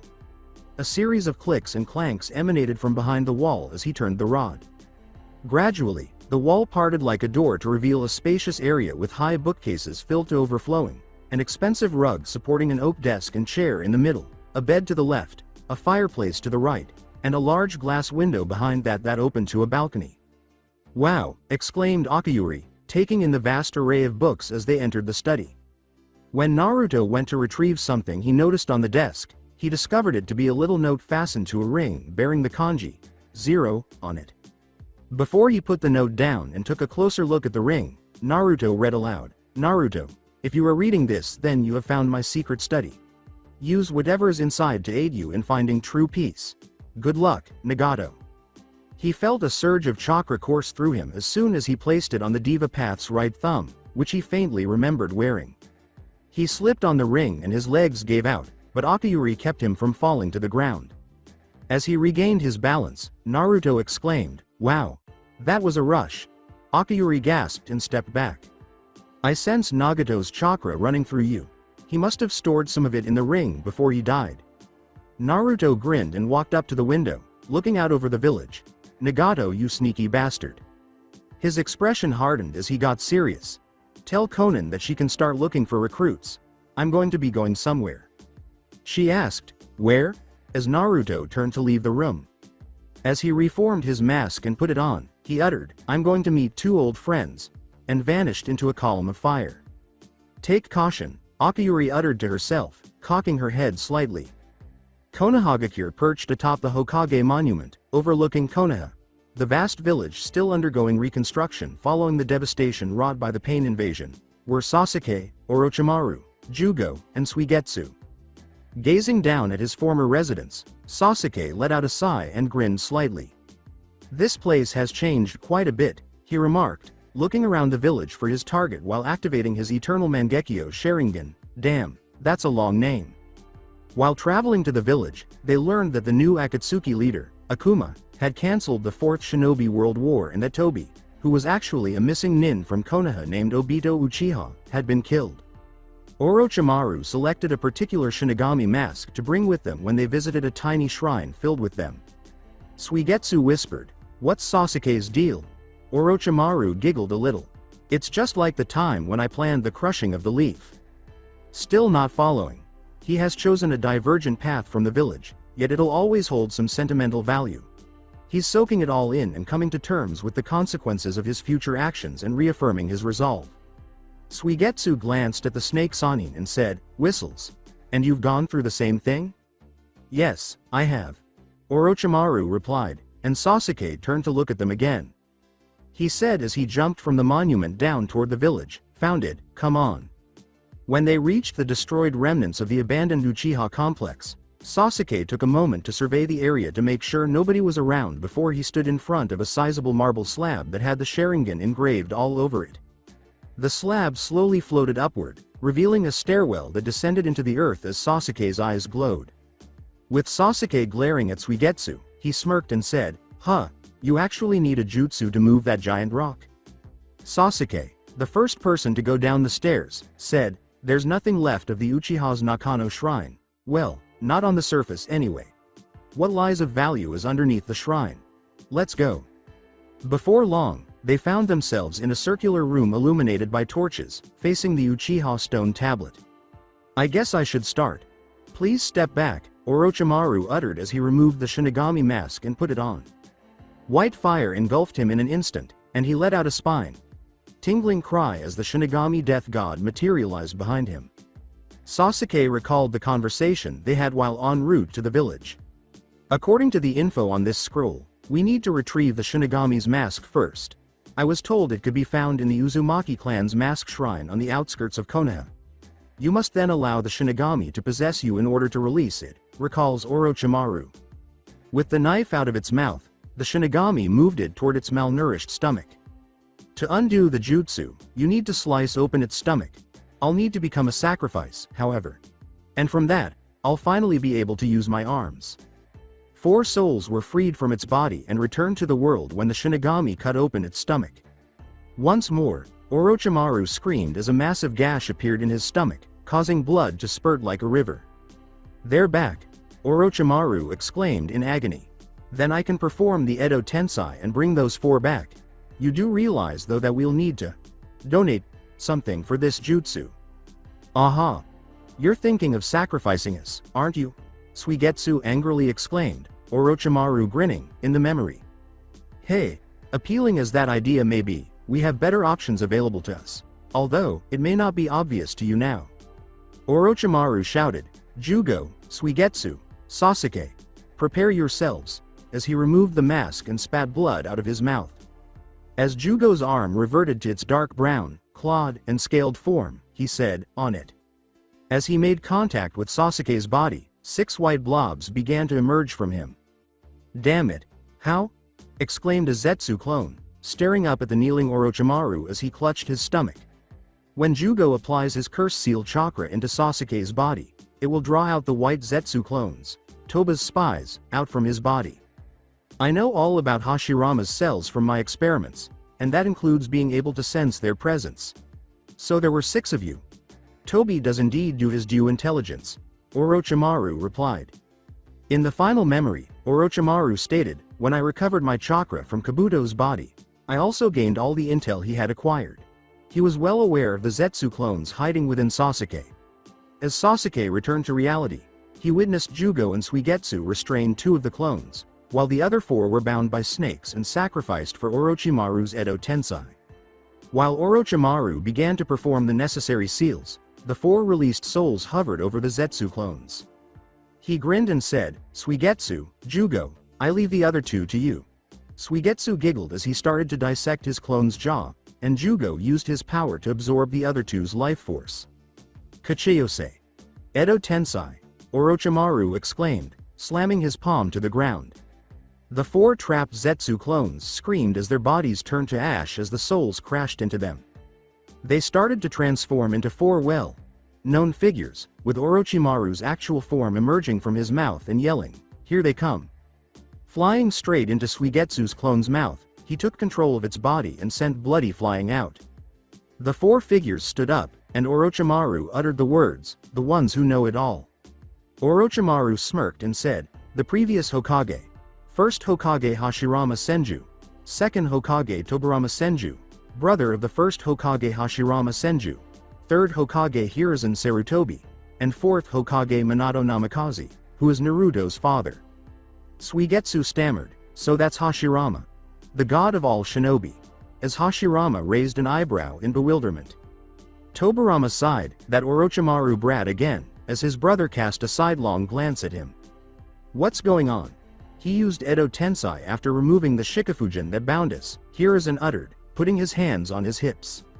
"You really managed to remove the seal? How'd you pull it off, Orochimaru?" replied Minato.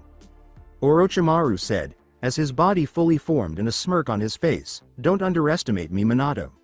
It may have originally been a technique of the Uzumaki clan, but once my ability to perform jutsu became limited, I spent my downtime investigating old ruins and examining the private documents of long-lost clans.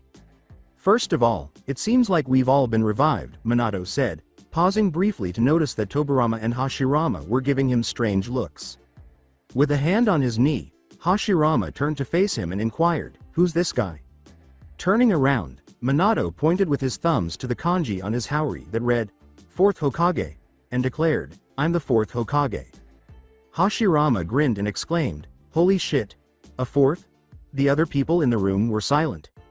Wonderful. The village seems to have survived for a long time," Hashirama exclaimed. Sheepishly, Minato said, "I really can't confirm that. I actually died and was sealed long before Hiruzen." "Wah, seriously? I thought you and the 3rd were sealed together?" "Nope, the sequence of events transpired a little differently," Minato chessily grinned. Orochimaru was the one who responded to Hashirama's question, "So tell me, who's the 5th? "Your granddaughter, Tsunade." Hashirama instantly adopted an emo mood and hung his head. He whispered, "Tsunade, and the village is still standing." Minato remarked, "You have so little faith in her," and then Hashirama started giggling. "It's just, since she was my first granddaughter, I spoiled her rotten. She picked up some really bad habits from me, including my propensity for gambling. Giahahaha." Suigetsu was also sighing as Tobirama pinched the bridge of his nose. The god of shinobi isn't exactly living up to his name. So underwhelming. Tobirama flexed his hand and said, "So, the Edo Tensai again. My jutsu seems easier to replicate now." Orochimaru remarked, "It's a rather straightforward jutsu, and one you should have kept in the deep recesses of your mind." Tobirama gave him a bewildered look. "Not only your jutsus, but the political climate you helped foster had a real negative impact on the future generations. It even trickled down to our time." Tobirama growled, Hiruzen glaring at Orochimaru, "Don't tell me, you want to wage war on Konoha again? I sacrificed myself to decripple your ability to use jutsus. How is this possible? And now you've revived me, your mentor, with the Edo Tensai. Are you planning on using us against Konoha?" Geez. No matter the time, the world is in constant turmoil. He was right about it being an immoral jutsu. "Remember, Tobirama, that one time I lectured you on," Hashirama said, his face falling. Tobirama then interrupted him. "Silence, brother. I haven't finished my discussion with the brat yet." "Yeah, but," Tobirama yelled, "silence," as Hashirama reverted to his melancholy state. Suigetsu pondered, the god of shinobi is so revered by his peers. Just before Orochimaru spoke once more. "Relax, the destruction of Konoha is not my goal, nor will it ever be now. If you'll notice, I haven't taken the liberty of eliminating your personalities. Thanks to unforeseen circumstances, I've revived everybody so he can do some inquiring." Orochimaru said as he directed Sasuke. I am Sasuke Uchiha. There are a few things I have to know. Sasuke! Exclaimed Hiruzen, startled, and Tobirama grinned. Hey! An Uchiha! It's just like one to keep such company. As Tobirama turned to face Hashirama, he exclaimed, Tobirama! How many times must I tell you to not spit out such political bigotry? Still as compassionate as ever. I'm not the person of interest here. Third, why did you give Itachi those orders? Sasuke questioned, and Hiruzen locked eyes with him. So, you were finally told the truth, Sasuke said. I killed Itachi, and got my revenge for the rest of the Uchiha clan. Afterwards, Tobi and Danzo revealed the truth to me. That's when I decided Konoha must pay. However, I need to hear it from you directly. Tell me everything about Itachi. Hiruzen remained silent for a short while but thought carefully before continuing. We ordered him to kill his clan, then branded him a traitor. We had him infiltrate Akatsuki and act as our lone spy. While his peers ignored them, Itachi, at a very young age, was very sensitive to the legacy and ancestry of his predecessors. His astuteness about the village's origins and the shinobi that bore from it was probably the reason why. He never really had strong familial ties to his clan. He was always able to see the bigger picture. And what he saw made him very restless. At the age of 7, his wisdom was already on par with that of a Hokages. So we placed an unfathomable burden onto his young shoulders and he welcomed it with open arms and treated it like a personal mission. Said Hiruzen, pausing a moment to catch his breath. So he slaughtered his entire clan to prevent the coup, and in doing so stopped an even greater bloodshed that would have ensued. He agreed to join Akatsuki as our spy. All for the sake of the village. With the lone condition that I shield his youngest brother from harm. Finished Hiruzen, Sasuke's lip quiver forehead. So everything was real, he uttered as he composed himself. Such is the fate of the damned Uchiha clan. They were all annihilated. To be expected for planning a coup. I knew they'd rebel eventually. Madara's will was secretly shared by quite a few. Tobirama growled, and Sasuke looked at him.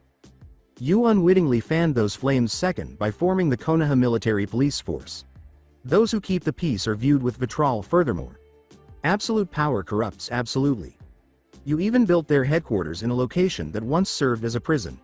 Under the guise of maintaining the peace, you knowingly chased them to the outskirts of the village. You made conditions very favorable for Madara to gain sympathizers. Orochimaru said. Hashirama was quick to turn. Tobirama, how many times did I tell you to stop persecuting the Uchihas? Sasuke's glare turned into a scowl as Tobirama spoke.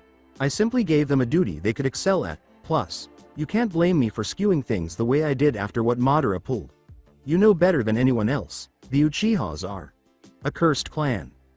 Orochimaru wondered, Tobirama glancing at Madara, you seemed fixated on Madara. Does he frighten you so?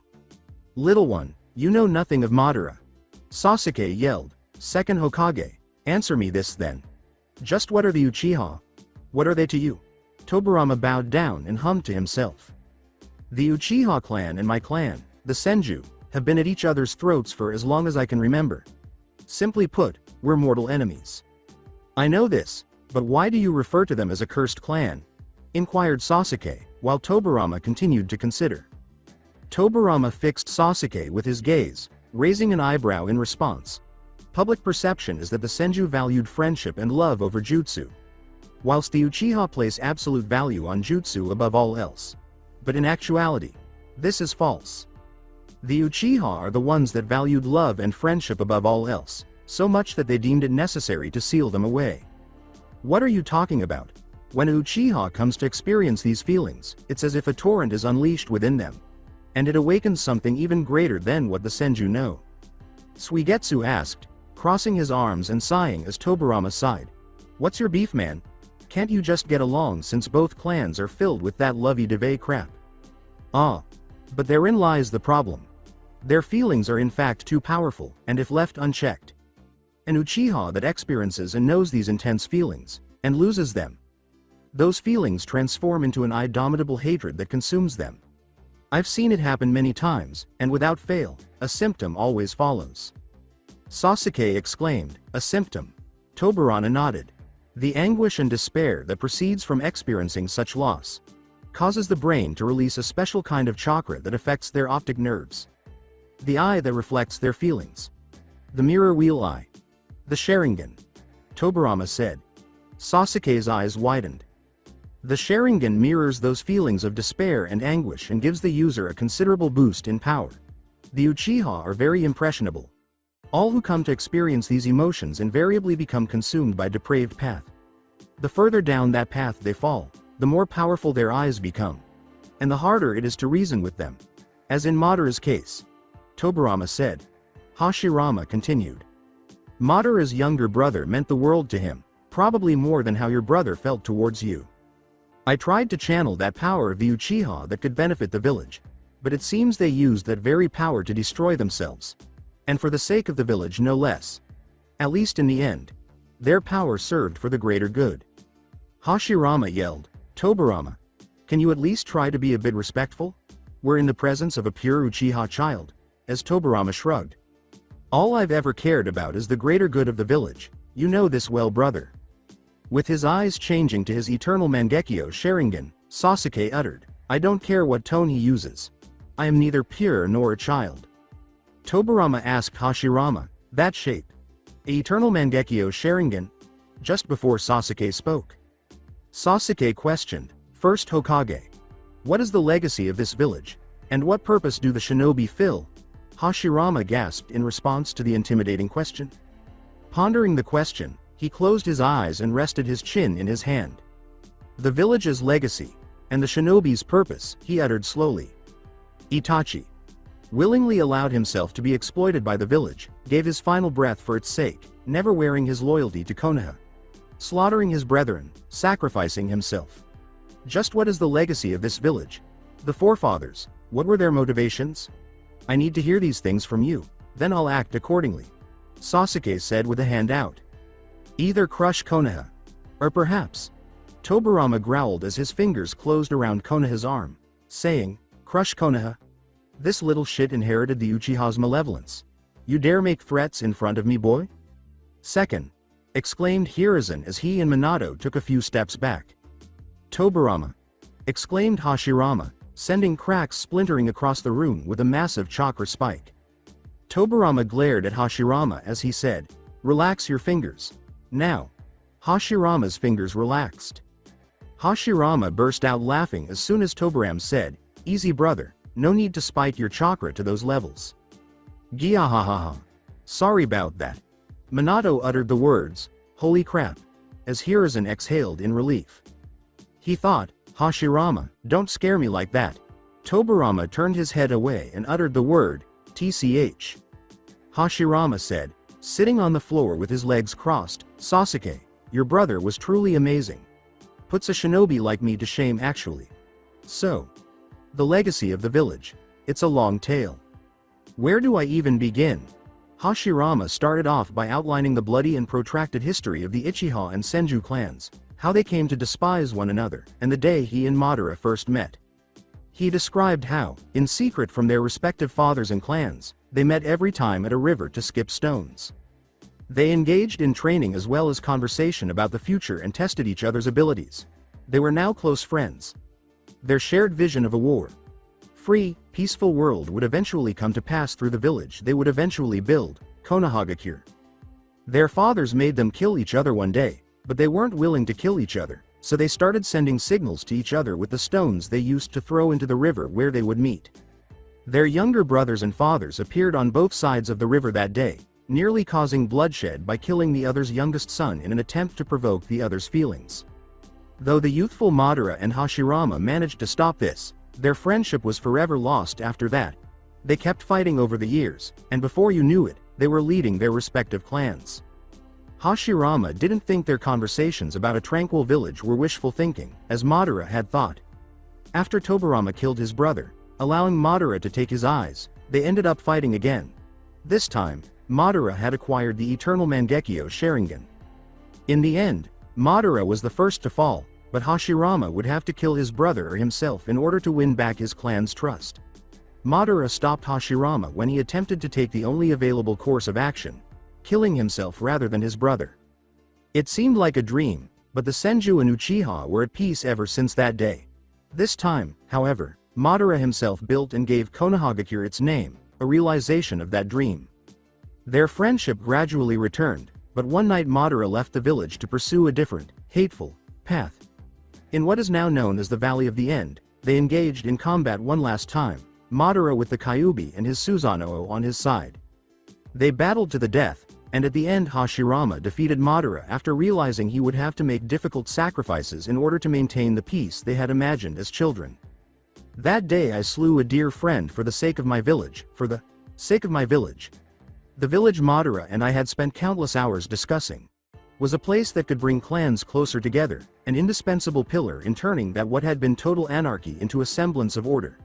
A place where children no longer had to spill blood, a place with no more petty disagreements, a place governed by peace, said Hashirama following his account.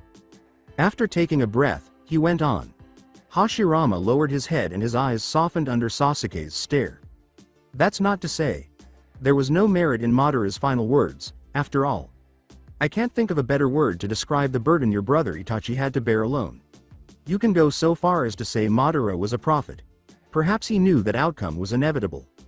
Regardless, I am the one who allowed and fostered the conditions that led to things unfolding the way they did. I truly believe my actions were for the greater good of the village because I realized that we shinobi are beings that must make impossible choices in order to achieve our dreams. And depending on the nature of the dream you chase after, you have no choice but to change to accommodate those dreams. Just like how Madara and I had to, finished Hashirama before lifting his head to stare over to Sasuke. Sasuke repeated, considering the meaning of those words, shinobi are beings that must make impossible choices in order to achieve their dreams. Making a point of his remarks, Hashirama said, building the village from the ground up was my dream. Madara had a different dream, and chose to follow that. My brother inherited your will and conviction, Hashirama, though he never had the luxury of hearing it from you. The burden he carried is something no one, not even you, can understand. Yet he did it so proudly, and happily gave his life for the sake of Konoha, said Sasuke with a slight grin. It's kind of like the punchline to a twisted joke if you ask me. The shinobi who shared your point of view the most happened to be a Uchiha. Tobirama spoke up, and Sasuke glanced at him. Your brother was not alone. Men like Kagami Uchiha, who was a member of my team, shares many of those ideals. Second, I thought you despised the Uchiha? Hardly. I simply kept an eye on any clan that threatens the peaceful existence of our village. It just so happened the Uchiha always had a way of attracting my attention. I remember that name. Kagami was the father to Shisui Uchiha, Itachi's closest friend and another who shared Hashirama's ideals, mentioned Hiruzen. With a faint smile on his face, Tobirama remarked, but their loyalty and commitment were second to none. Your brother, Kagami, Shisui, and many others made the choice to forsake their clan. Before Hiruzen said, Sasuke grinned a little at Tobirama's remarks. Your brother was indeed a very great man and an honorable one as well. I'd be proud to have someone like that in my family. I was another that inherited the will of fire from the first. In hindsight, however, I was the most compassionate, often at times too considerate. One could say I didn't see the second's legacy through properly. For example, I accommodated Danzo's machinations by giving him free reign over the seedier side of the village. Hiruzen regretted his words. My legacy as Hokage seems to be one misstep after another. Things unfolding the way they shouldn't have. That burden lies on my shoulders alone. Sasuke turned to face Minato, who said, nonsense. What you did. Your motives only had the best interests of the village in mind. When the Kyuubi attacked the village, it cost me my life. My reign as Hokage was woefully short. I have no doubt I fell short of the lofty expectations you set for me. Who knows? Maybe if I had survived, I might have handled the Uchiha coup differently. Finished Minato. Sasuke lowered his gaze and gaze. Sasuke, have you made up your mind? Orochimaru inquired. Sasuke deliberated this choice for a long time, his mind racing. Crush Konoha, or... He recalled Itachi's last remarks before he passed away from his illness. I always lied to you, telling you to forgive me. I used these hands to keep you at a distance. Dot did not want you to get involved. But now, I think maybe you could have changed father and mother, perhaps even the entire clan. If I had only stood in front of you, looked you in the eye from the very beginning, and talked to you, not down at you, and been open about everything. But I failed, and talking to you like this isn't going to tonic the permanent damage that's already been done to you. That's why I just wanted to show you the truth, even if it was only just a little. You never have to forgive me, and no matter what you decide to do from here on out, I will always love you. Sasuke placed 2 fingers to the spot on his forehead where Itachi's bloodied fingers had touched him. The memory came to an end, and Sasuke grinned at Itachi's remarks before lowering his hand back to his side. Looks like there won't be a next time. Goodbye, Sasuke. With a smile, Hashirama stood up to rejoin his friends, saying, I'm done hiding in the shadows, I'm returning to the village. I won't let Itachi's will die. Orochimaru laughed as Hiruzen questioned, I remember you saying you will follow Sasuke no matter what choice he'll make. I'll stay with Sasuke until he finds a Konoha shinobi, then I'll depart to my village Otogakure to govern it properly. Suigetsu sighed, but I guess I'll stay with Sasuke since I will always be his shield, Jugo said. I'm just going to go somewhere far away from you people, he murmured. As he turned to leave the room, Sasuke remarked, and I know exactly where to find one. As he created a seal and 4 coffins materialized out of thin air to stand behind the 4 Hokage, Orochimaru uttered, I'll properly return your souls to the afterlife after I return to Otogakure. Just sit tight. The coffins closed and vanished once more as they entered with pleasure. The Valley of the End.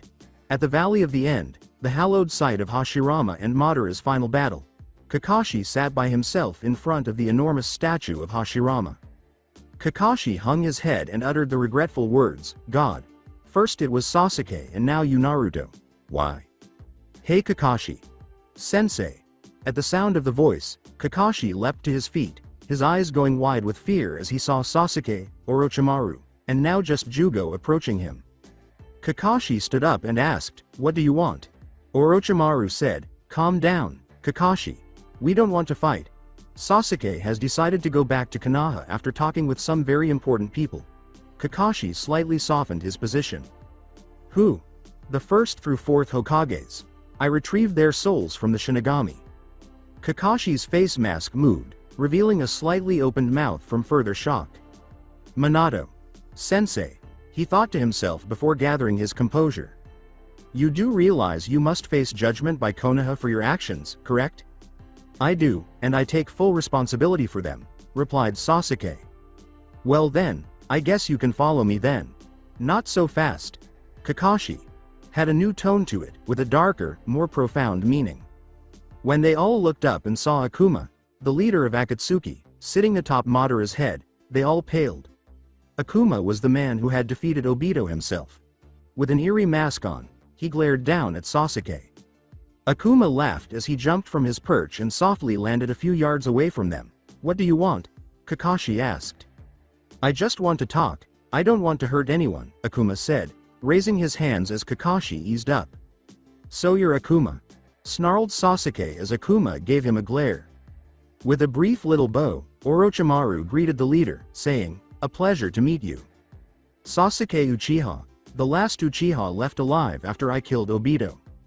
With a shrug, Akuma replied, just what exactly are you planning? Sasuke asked. With his eyes narrowed, Kakashi sensed a familiar chakra within Akuma and said, recruit and just stay in the shadows. We're not interested in a war at the moment. All I'm concerned with is bringing peace to the world. Kakashi thought to herself, I recognize that chakra as well. Who is this man? Sasuke retorted, peace? I doubt that considering the Akatsuki's reputation. As soon as Kakashi finally noticed the chakra, his eyes widened. You don't know who I am and what my motives are. All I want is peace.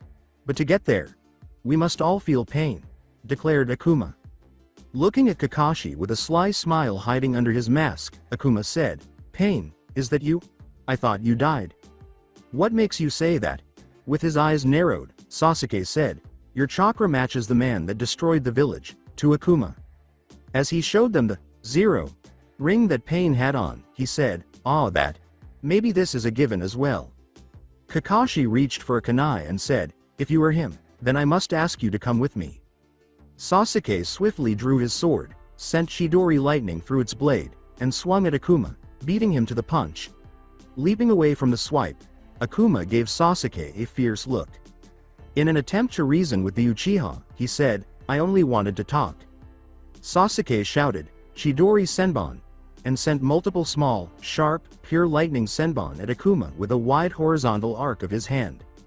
Senbon strewn all over the place where Akuma had stood as he flew away from the attack.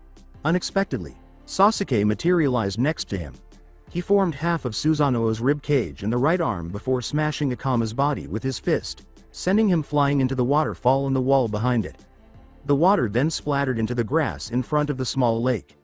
Akuma's body plummeted to the bottom of the water. Akuma growled as a deep voice spoke to him, I've tried talking to them. I've tried reasoning with them.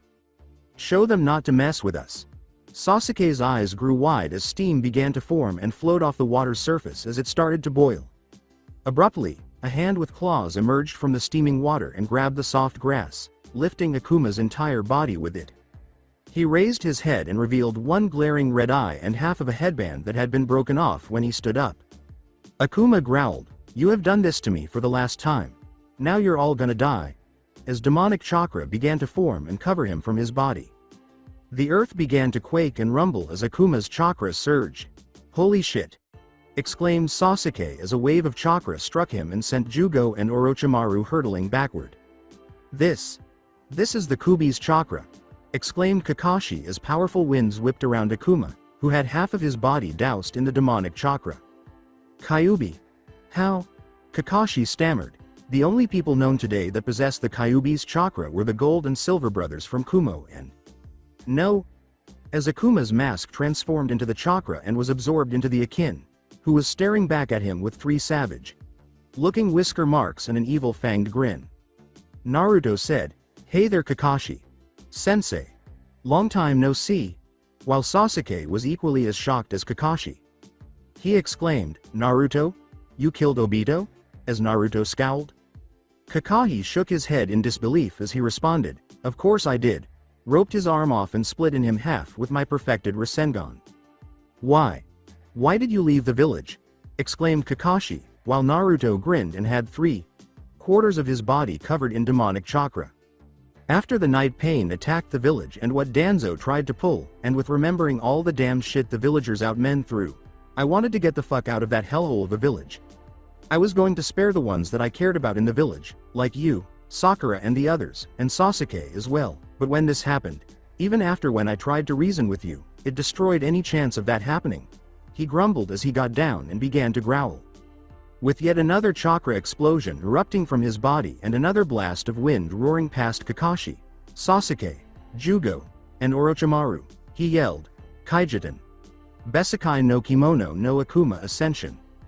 As Naruto materialized in his 4-tailed version 2 form and growled at Sasuke, Jugo exclaimed, Suck power, in amazement. 6 tails. He roared in a deep, menacing voice. From his 4 tails grew 2 tails, and chakra bones began to take shape and fuse to his body. He lowered himself to a height of about 3 inches off the ground and narrowed his eyes as soon as the skull and jawbones encircled his head. Sasuke, his Sharingans, I'm too lazy to write Eternal Mangekyo Sharingan, oh wait, I just did, damn it. Blazing in the darkness, exclaimed, Kyuubi, what have you done to Naruto? Naruto swiveled his head slightly to the right, and he saw an orb of white energy with a single red eye appear in each of the skull's eye holes. Kurama said, Me? I haven't done a thing. Sasuke growled in resentment. I haven't taken him over if that is what you're wondering, Kurama replied. He's doing this completely on his own. You see, Naruto and I have fused our chakra together into one. He has ascended beyond you mortals, he is becoming just like us. Kakashi gasped in horror and disbelief, you mean he's becoming a Biju? As Sasuke's unfinished Susanoo surrounded him. Naruto roared, now we shall show you the power of a demon, as he charged Sasuke. To everyone's amazement, Naruto slammed his fist into Susanoo's raised hand to block him, but Susanoo retracted his arm and smashed straight through it. With a crimson Rasengan, his 6 tails shot forward as Naruto roared, Rasengan. Enter on. Kagetsuchi, cried Sasuke, causing a spiked wall of Amaterasu to form in front of Susanoo's chest and causing his right eye to start bleeding. When Naruto's Rasengan struck the dark flames, it completely destroyed Susanoo's rib cage and struck Sasuke in the shoulder. Ah! He cried as a Rasengan from Naruto struck his arm, breaking it only because Susanoo's power was sapped. "Hold on!" exclaimed Kakashi, forming his trademark Chidori and charging Naruto. He swung his hand toward his former pupil, but froze as soon as the hand approached his neck. When it came time to kill, Kakashi hesitated for the first time in his life. The demonic chakra shaped into a hand, which crashed into Kakashi's stomach and knocked him backward. Orochimaru cursed, "Damn it," and sent Jugo to get Sasuke while he created a single seal. With a narrowed gaze, Naruto saw 4 coffins with the kanji characters for first, second, third, and fourth appearing behind him. Hashirama, Tobirama, Hiruzen, and Minato emerged as the covers came off. Minato felt his son's chakra inside the demonic beast that was glaring at them, and his heart immediately burst out of his chest. Minato said, "Naruto." As Naruto's eyes widened and his version 2 state vanished, he then stood up and turned to face Minato. He could now see his fangs and the savage looking birthmarks left by his whiskers because his face mask had burned off. Naruto asked, "Dad?" as tears began to well up in his eyes. The 4th Hokage was no longer under Orochimaru's control as Minato rushed to embrace his son. Hiruzen grinned to see his father, finally reunited with his son. With Minato dabbing away the tears from his eyes, Naruto said, "You don't know how long I've waited to do this." Abruptly, his body crumbled into dust and ash, as his emotions for Naruto liberated his spirit from the Edo Tensei. Looking up to his father, Naruto said, "Naruto, tell me one thing before I go. Why did you join the Akatsuki?" Minato asked. "After you met me during my battle with Pain, I found him and discovered his name was Nagato Uzumaki. We talked and from him I took on his wish to bring peace to the world. If I didn't, I would be disgracing his wish and Jiraiya Sensei's will, since Nagato was Jiraiya's pupil once as well," said Naruto, Minato grinning as his color disappeared. "Well then, I guess it's not my right to get in your way. No matter what you do, Naruto, I'll love you, Naruto. Your mother Kushina would be too." "Gratitude, Dad," grinned Naruto as he gave his dad another hug and then moved aside, letting Minato's body crumble into a heap of ash with a Zetsu clone resting atop it. Naruto noticed the other Hokage getting ready for battle as he looked up at them. Before inhaling, Naruto uttered, "I shall take my leave, but not without a parting gift." "Kaijiten. Jigoku no Ain no Hano," he exclaimed, hurling his head forward and sending a massive blaze their way. "Amaterasu," exclaimed Sasuke as a massive ball of black fire shot across the red flames. To Sasuke's surprise once more, the fire was decimating Amaterasu's black flames, but it did manage to prevent it from reaching them. Naruto had already left the area by that point. Becoming a Biju, having the power to break through Susanoo itself and a jutsu that can eat away the flames of Amaterasu itself. Just what have you become, Naruto? Back in his study, Naruto reappeared from a column of fire, and Akiyuri and Konan spun to see him fall to the ground. Konan exclaimed, "Holy shit, what happened?" as she and Akiyuri hurried to assist Naruto in getting up. His demonic chakra erupted into a blob that bubbled up from his stomach and formed into a separate body that resembled his version 2 form, save for the fox like head structure and 9 tails. As it assisted the 2 women in holding up Naruto's body and guiding him toward the pod room, Kurama spoke through the body. "Naruto used our combined version 2 state before we could master it and spent all of his chakra. He was so exhausted that his chest was heaving in and out and he was drenched in sweat." "What did you two do? Fight?" grunted Akiyuri. Yeah, we did." Konan glared at the Biju, slightly irritated. "With who?" Kurama turned to Naruto and led him to one of the pods. "Sasuke Uchiha and Kakashi Hitaki, Naruto's former sensei and teammate. When we were fighting them though, Naruto completely snapped and announced he was going to destroy all of Konoha. He holds no feelings for anyone in the village now," Kurama said. Konan questioned, "Great. Now what are we going to do?" as they placed Naruto on one of the pods. "This pod will keep him in a deep sleep, almost in suspended animation, so he can rest and recover. I will temporarily lead the Akatsuki in his absence and commence the search for potential members. Konan, you can lead a megacure in my absence while Kurama can train Naruto alone," sternly said Akiyuri as Kurama raised his hand his pupil. He put his open palm on Naruto's stomach and infused him with a darker, colored portion of his chakra, saying, I have a better idea. As the chakra that comprised his body started to form skin over it, Kurama said, I've put my yin chakra into him so it can train him while I on the other hand can be your partner. A moment later, there stood a man wearing an Akatsuki cloak with the cuff unbuttoned all the way down to his mid-chest, his orange hair slicked back, part of it spiky up front, and a silver necklace around his neck, resembling the one worn by Nagato's diva path. Kurama asked with a slight smirk, what do you think? With a nod of approval, Kayuri said, perfect, since no one knows your real name, you can use Kurama as your name. As the two turned to leave the pod room, Conan said, I'll make sure Naruto is safe. Good luck to you too. In the vicinity of Konohagakure, Jugo and Sasuke walked beside Kakashi, the latter trying to ease the pain by holding his broken right arm. At the Valley of the End, Orochimaru had left them to go back to Rice Country to his village, Otogakure. With a laugh, Sasuke asked Kakashi, how's your arm feeling? Kakashi nodded in agreement as he began, I can't even feel it anymore. I can't believe Naruto is the leader of Akatsuki now. To think. I never thought someone like him would fall so far. Now he hates us for what we've done to him. We can all thank Danzo for that. Danzo? You mean he's at the village? Yeah, but he's untouchable thanks to that damn council. It's all because of him that we're even in this mess. He and the council proclaimed that Naruto had become too much of a threat to the village after the invasion of Pain and was ordered to give up his headband and leave the village. Kakashi replied with his fists clenching. Wow, that's harsh. As silence fell back over them, Kakashi sighed, tell me about it. Walking for a few more minutes, Kakashi spoke up. Let's agree not to reveal Naruto's identity to the council or even to the village at all. It's better off that Tsunade and the others don't know. That goes for your friend as well.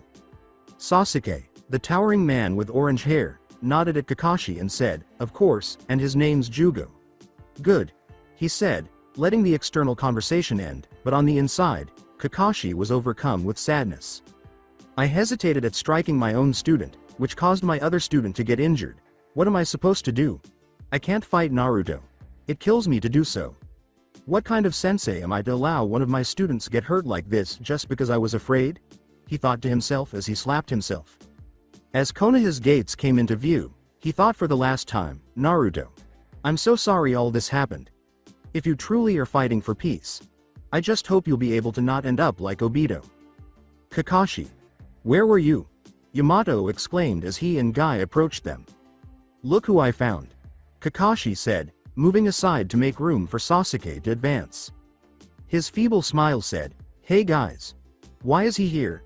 I know you didn't capture him because he isn't cuffed with chakra-absorbing bindings. Guy responded with skepticism.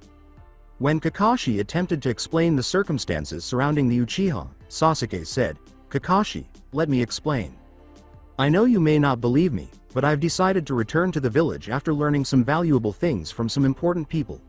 Orochimaru, whom I revived solely for this purpose, used the Edo Tensei to reincarnate the first Hokage, the second Hokage, the third Hokage, and the fourth Hokage so I could speak to them.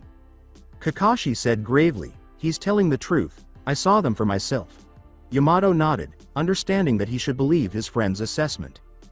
Guy, a former friend of Naruto who now despises the council and most notably Danzo, sighed, very well, we'll deliver you to Tsunade and the council for your sentence, though I know that the council will probably pardon you. Jugo cast a sidelong glance at Kakashi as Sasuke and the two Jonin departed. He nodded to Jugo, who turned on his heel and slowly walked away, leaving Kakashi alone. You can take a walk around the village if you want or go with them, he said. With a sigh, the ninja moved slowly in the direction of his house, glad to be alone after what had happened today. As it happens, Danzo and the council promptly cleared Sasuke of all accusations, proving that Guy was correct. Tsunade turned to face the clumsily fidgeting Sasuke in front of her as they left. Finally breaking the ice, Tsunade said, you are very lucky Sasuke. But it pains me to tell you that Naruto isn't here. He isn't? Where is he? Sasuke asked after gathering his thoughts and thinking, good, she doesn't know.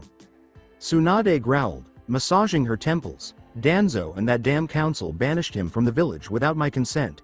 He thought, damn you, Danzo, and twiddled his thumbs. True to every word, he growled, that council always pisses me off, thinking they're all high and mighty. Tsunade responded, exactly. which is why I have a remedy, and removed a sake bottle from her covert stash, popping the cork. Tsunade finished half the bottle in a matter of seconds, to Sasuke's amusement. She gave a small shudder, then let out a sigh, putting down the bottle and making the shoe motion with her hand. Tsunade said, "You're free to go. Just don't go getting all revengeful again." Sasuke nodded, got up from the chair, and left the office. In the meantime, Kakashi had just arrived home when he took off his flak jacket and set it down. He sat down on his couch and squeezed the bridge of his nose, letting out a long sigh. He removed his headband and examined it with both of his eyes, the revered Sharingan eye that Obito had given him as a child and his regular eye. A gentle clang reverberated through the living room as the headband's metal faceplate struck the wall as he hurled it against it and held his head there. Rising from the couch, he approached his desk, which was piled high with Uchiha books and shattered shuriken embedded in the wooden surface. He drew his hand across the desk, knocking all the books off in a waterfall of pages, and his expression fell to a scowl. He began to turn away, but stopped when he glanced back at one of the photos that were arranged on his desk. He turned to face his former teammates and picked up the first one he saw, grinning a little at the sight of them. Him on the right, Rin grinning in the middle, Obito frowning on the left, and Minato grinning at the top, both hands on Kakashi's and Obito's shoulders. He put it down and picked up the second one, which was the picture of Team 7 that included Sasuke, Sakura, Naruto, and him.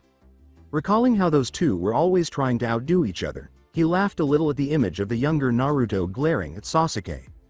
Then his smile vanished, for the impulsive, noisy, young man he had been watching today had become a dark and evil man.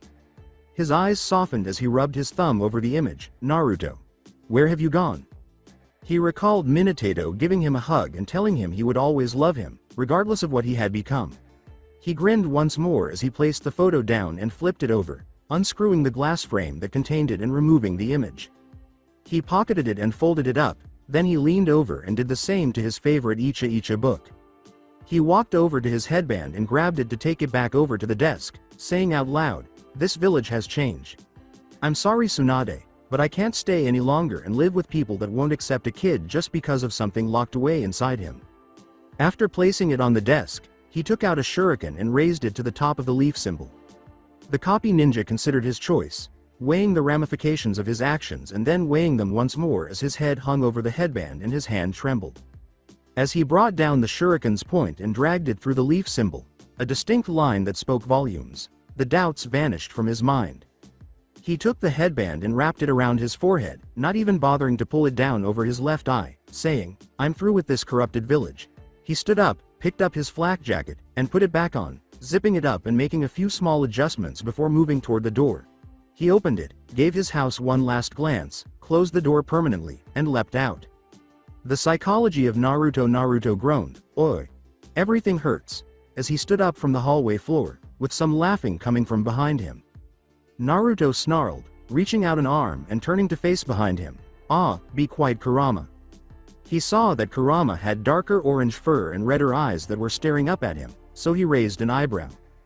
"I'm Kurama's yin half, and as of right now, training will start. While my yang half is with Akayuri in recruiting members, in the next year I'll be teaching you even more about the demonic release and how to properly control your version 2 state after 6 tails." Yin Kurama said, and Naruto nodded intently. As the hallway vanished into a blank, white room devoid of anything, Yin Kurama said, "First off, let's go over the stuff you already know and have perfected." Naruto inquired, "What is this place?" as Yin Kurama grinned. Yin Kurama explained as a perfect Rasengan formed in the white space, hovering in the air beside Naruto. "This is a place where Jinchuriki and their Biju can train in private. Right now this is all happening inside your head while you rest up and heal, but the experience you will have gained will be instantly transferred. Now, back to what I was saying." The Biju spoke, the Rasengan turning red. "The Rasengan, you having to have to form a shadow clone to help you form it. Now, you can form one on your own and have increased its power by mixing negative yin chakra into it." As Yin Kurama went on, a blue spinning Rasen shuriken appeared above the crimson Rasengan, turning crimson as well. The Rasen shuriken, one that you've developed and have shown mastery over, with the perfected form having a wider radius and can explode much like a small-scale Biju Dama. A crimson big ball Rasengan appeared next to the normal Rasengan, with a statement that read, the Big Ball Rasengan, formed with the assistance of a clone before, but after you could wield it with one hand and without the need of a shadow clone. The perfected form is just as destructive as the normal Rasengan, only on a wider scale. As Yin Kurama spoke, a massive, color unchanging Rasengan appeared next to the Big Ball Rasengan. The Sage Mode variant of the Big Ball Rasengan, having a much larger size as compared to the original. With its perfecting after this training, you shall be able to form it with one hand and be able to use in conjunction with your version 2 form, without the use of Sage Mode. Now that we know those techniques, with only the Sage Mode version of the Big Ball Rasengan being the only one we must perfect, and with your success with the demonic release jutsu I have already taught you, it's time to learn more high-level and deadly jutsu. Yin Kurama said as everything in Naruto vanished. With a menacing smile, he inquired, which one first? A Megacure. Right now, Kurama and Akayuri were in Pain's Tower's lower levels, facing the menacing demonic statue of the outer path. Kurama looked up at the statue with disgust and crossed his arms, asking, "Do you know how to get the other Biju out the statue?" As she created a single seal with both hands, Akayuri remarked, "I vaguely remember the jutsu that Nagato had that could release the Biju from the statue, but I'm not sure. Here goes then. Fuin no Jutsu. Shinguru Fantamudorigan Kaifu. Jushiru," exclaimed Akatori as she threw her hand in front of the statue. A single blue chakra dragon shot from her palm, piercing the statue's surface and yanking out the Ichibi, the first beast. As Akayuri swung her arm around, she exclaimed, "Now!" and sent the Ichibi flying over their heads, forming a red sealing pot from Kurama's chakra. After the Ichibi was completely inside, Kurama yelled, "Seal," and slammed the lid shut. The pot was encircled by gray chains, which effectively sealed the Ichibi. As Akayuri started to draw out the other Biju, he formed 6 more pots, eventually sealing all 7, including the one that the original Akatsuki had even managed to capture. Kurama lifted his hand toward the statue and began to focus his chakra into the middle of his palm, saying, "Now that we have all the Biju sealed and how Naruto no longer needs the statue, I get to do this." Kurama said, "Kaijiten. Pointo Baranku Shometsu." At that moment, the statue burst into a ball of fire that was contained inside a dome made of Kurama's chakra. The demonic statue of the outer path vanished when the smoke cleared. "It's time to send these back to their villages," Akayuri declared, just as she felt a fresh chakra enter the space. "I see you've noticed me enter," Kurama said as he turned to face Akayuri upon hearing the voice. A man entered the room, and Kurama recognized him right away. With narrowed eyes, Kurama said, You're Naruto's former sensei, Kakashi Hitaki." The copy ninja laughed and stopped. "Accused as charged." Kurama hissed, "Why are you here?" Kakashi then gestured to his headband. Kurama nodded, understanding as he saw the clear cut through the lead symbol. Kurama grinned, "Looks like we added a new member." Akayuri eyed Kakashi's expressionless face with her Rinnegan's. "Very well, we will give you a cloak after we deliver the Biju to their respective villages. I will explain the plan on the way. Welcome to Akatsuki." After taking a few of the sealing pots, Kakashi, Akayuri, and Kurama left the 2 villages to deliver them to their own villages. The Sanbi and Rokubi at Kirigakure, the Yanbi and Gobi at Iwagakure, the Nanabi at Takigakure, the Ichibi at Sungakure, and the Nibi at Kumogakure were all left behind. Naruto was working hard with Yin Kurama inside his head, absorbing all of the Biju's jutsu to aid him in his pursuit of peace. Naoshi Mayumi, Kusa's first attempt at a Keke Genkai, was a missing nin from Kusagakure that Kakashi, Akayuri, and Kurama brought back to a Megakure. His hair was shaggy and teal, and his dark blue eyes were devoid of any emotion. He had a black grass headband with flaps attached that covered his ears and a face mask on. I'll give a link to his picture the next ch. The Hands of the Devil, or Akuma no Te, was the moniker given to Kusa's attempt at a Keke Genkai. His arms were severed below the elbow, and their place was taken by machines with 2 demon faces on each side. The kanji for hand is etched on each of the 3 claws at the end of each arm that are holding a silver sphere. The balls are released by the claws when Naoshi passes his chakra through them, and a purple mist is released from the vent beneath the resting place of the sphere between the claws. Naoshi can create many purple hands with his chakra, each of which is capable of crushing a man and projecting spikes to increase their deadly force. After receiving cloaks and being formally accepted into the group, Kakashi and Naoshi waited with the other participants for their leader to awaken at the conclusion of the trial period, which lasted a full year. After a year, Biju, Dama, now 20 years old, Naruto unleashed the enormous mass of chakra at Yin Kurama while assuming the form of his massive 8-tailed version 3 form. The Biju stopped the ball in its tracks by drawing his tails in front of him to create a shield, but the ball was still pushed back several yards before coming to a stop. He let out a grunt and launched the ball above his head, causing a massive explosion to occur shortly after. Excellent work. This signifies the conclusion of our training, Yin Kurama grinned, pulling back his tails and approaching Naruto. He retracted to his original size and became his former self. He had changed drastically again while he was training with the Biju. His hair, which had been blonde before, had turned blood red and was now wilder, hanging down to his shoulders. Like Kurama, he had red irises with slit pupils and yellow sclera in his eyes. He was now 6 feet 2 instead of 5 feet 10, and he had gained strength comparable to that of 20 men. His necklace was the same shade of dark maroon as Nagato's Diva Path. Just one more thing before we head out. Yin Kurama, roll up your sleeve. Naruto obeyed by raising his left sleeve of his Akatsuki cloak.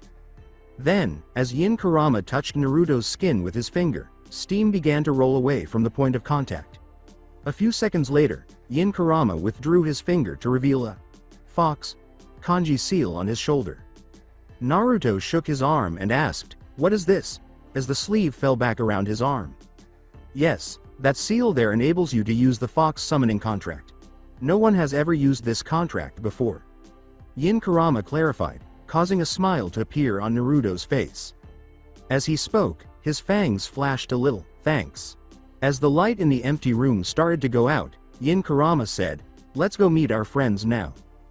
Gathered around Naruto, Akiyuri, Kakashi, young Kurama, Conan, and Naoshi were waiting for him to wake up. When Kakashi last saw Naruto at the Valley of the End a year ago, he was shocked to see how much the boy had changed. He had also considered Konoha and how his erstwhile allies had evolved as well. He brushed the thoughts aside when he noticed Naruto's fingers twitch, just like everyone else. "It's time to reclaim my yin half, then. Couldn't truly have a Biju sealed inside another Biju." Kuma put his hand on Naruto's chest and spoke. "What do you mean?" Kakashi inquired, perplexed as to the Biju's meaning. As a result of his training, Naruto has become more powerful than ever before, having mastered the demonic release and his tailed beast version 1, version 2 and version 3 states. He has shed his former humanity.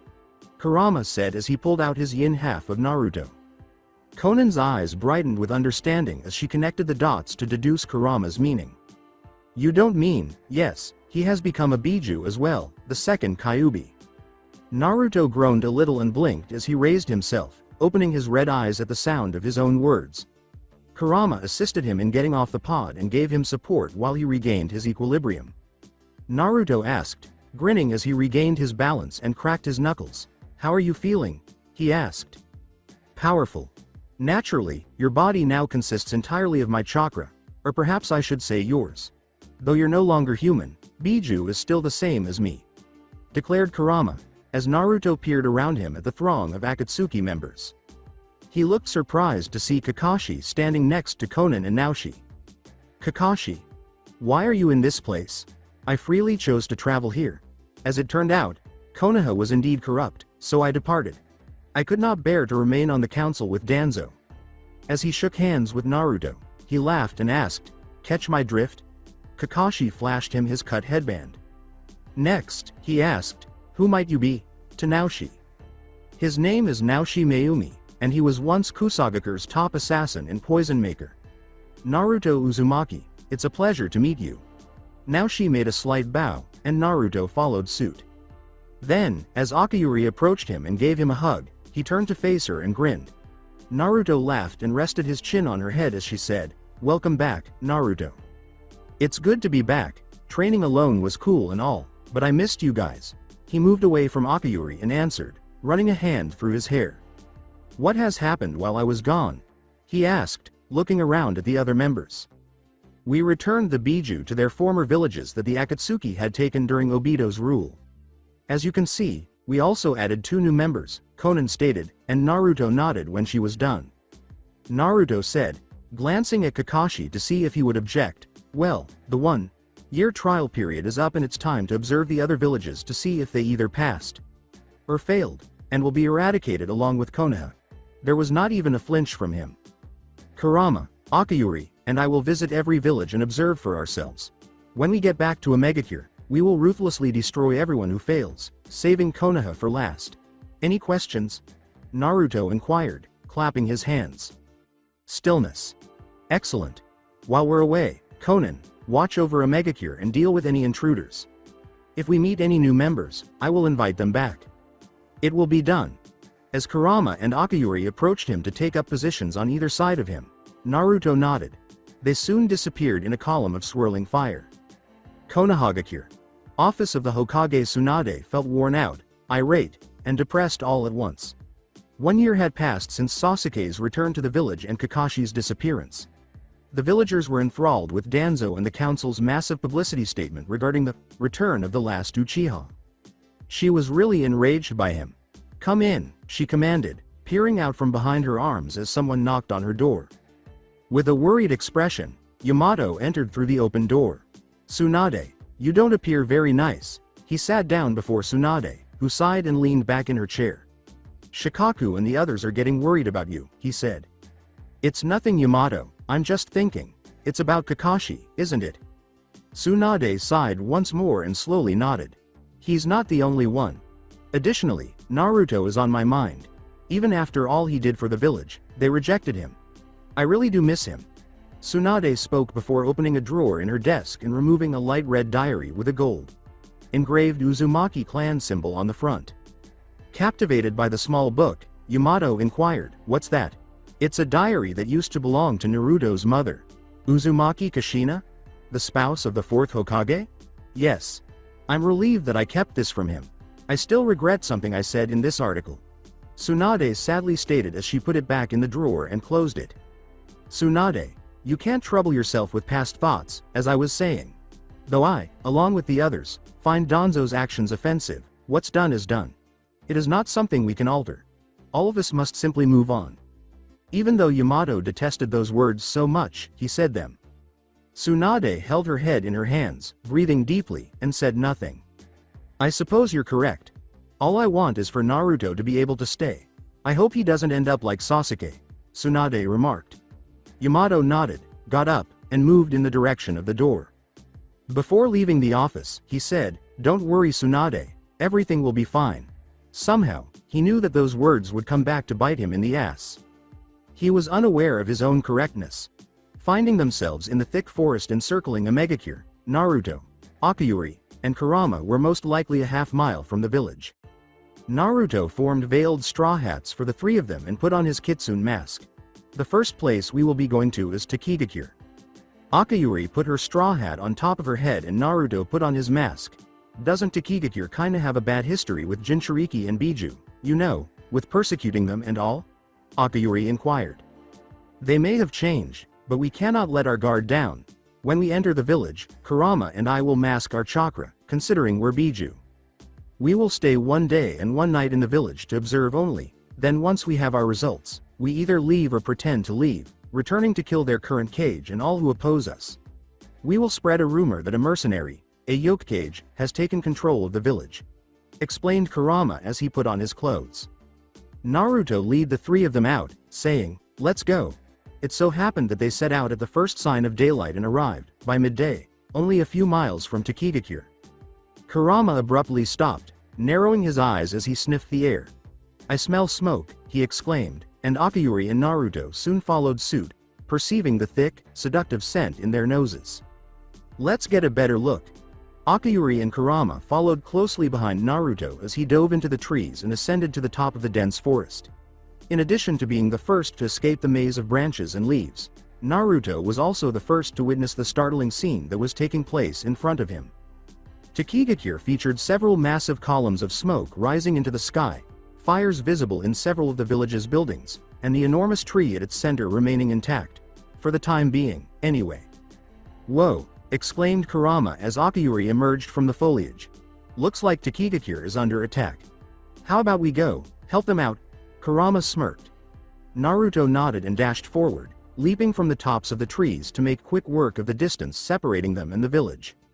When Naruto and company landed on the roof behind them, a Taki Anbu operative wearing a light blue cloak and his squad were standing on the roof of one of the buildings in the southeast section of the village, trying to assess the situation. The Anbu turned around and asked, "Are you Akatsuki?" as Naruto narrowed his eyes and looked up at him. With a shake of his head, the Anbu questioned, "Is that a problem?"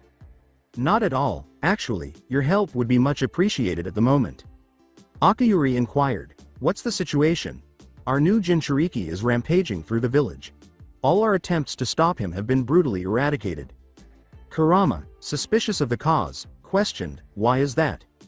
Naruto began to climb the slanted roof to where he stood, and the Anbu said, "His emotions are unstable sometimes, and even the slightest bit of sarcasm to him can put him on a rampage. This is the third time this year." "Where is he?" the Anbu inquired, gesturing with his finger to a horrifying scene that turned even Naruto's stomach. The Anbu gestured with his finger to the north of the village, where the majority of the fires and destruction were located, saying, "Over there, in that hell of a mess." The sight of the 4 enormous blood-red tendrils, which were perhaps a mile high and slithered like snakes before crashing down onto the village and smashing houses and coating them in crimson liquid, was what shocked him the most. It appeared as though chaos had erupted. When Akayuri arrived at the top of the roof, he asked, "What is that?" Kurama responded in the same way before realizing that the area was emanating chakra. "It's our Jinchuriki's Keke Genkai, the Juretsu Nikai no Noroi, the vile blood curse," Naruto said to the Anbu, pausing momentarily to reflect on how Hidan, an Akatsuki member, had consumed his victim's blood in order to curse and ultimately kill them. Kurama questioned hastily, "How does it work, and what's his name?" "His name is Ketsueki Heitorizo, and how the vile blood curse works is that he must ingest the blood of a victim first before he can utilize the Keke Genkai. It allows him to use his own blood from his body to form gigantic tendrils like those from his back and form claws from his hands. It's very, gory, to watch him fight." The Anbu began to feel uneasy. Kurama and Akayuri followed Naruto as he stepped forward and launched himself off the roof, saying, "All right, we'll take care of this, you keep your men back." After landing close to the Hell Zone, they cautiously advanced while observing the numerous dead bodies littering the streets and the blood that was seeping everywhere. As they rounded the corner of the street, Naruto nodded and Kurama said, "We need to hurry, Shomei, the Nanabi, is in distress. She's fearing for her life and worried about her Jinchuriki." The sight that greeted them all filled them with utter horror. Horribly disfigured dead bodies lay strewn all over the place, with blood all over the streets and buildings and pieces of rubble and debris. "Oh please, please," Akayuri said as they passed the horrifying scene. A horrifying cry shattered the silence, causing Naruto and Kurama to cover their ears in agony as the sound reverberated throughout the village.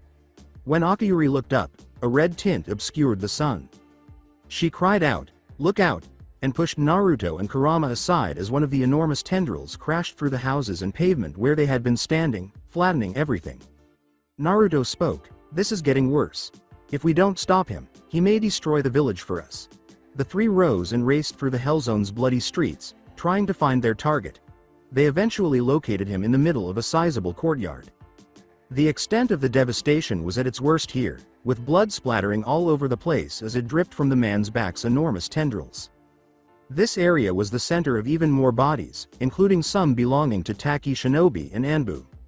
With a squishing sound, Naruto's foot landed in a pool of blood as he moved forward. When Ketsueki heard the noise, he turned to give them a fierce look, allowing Naruto to get a good look at him.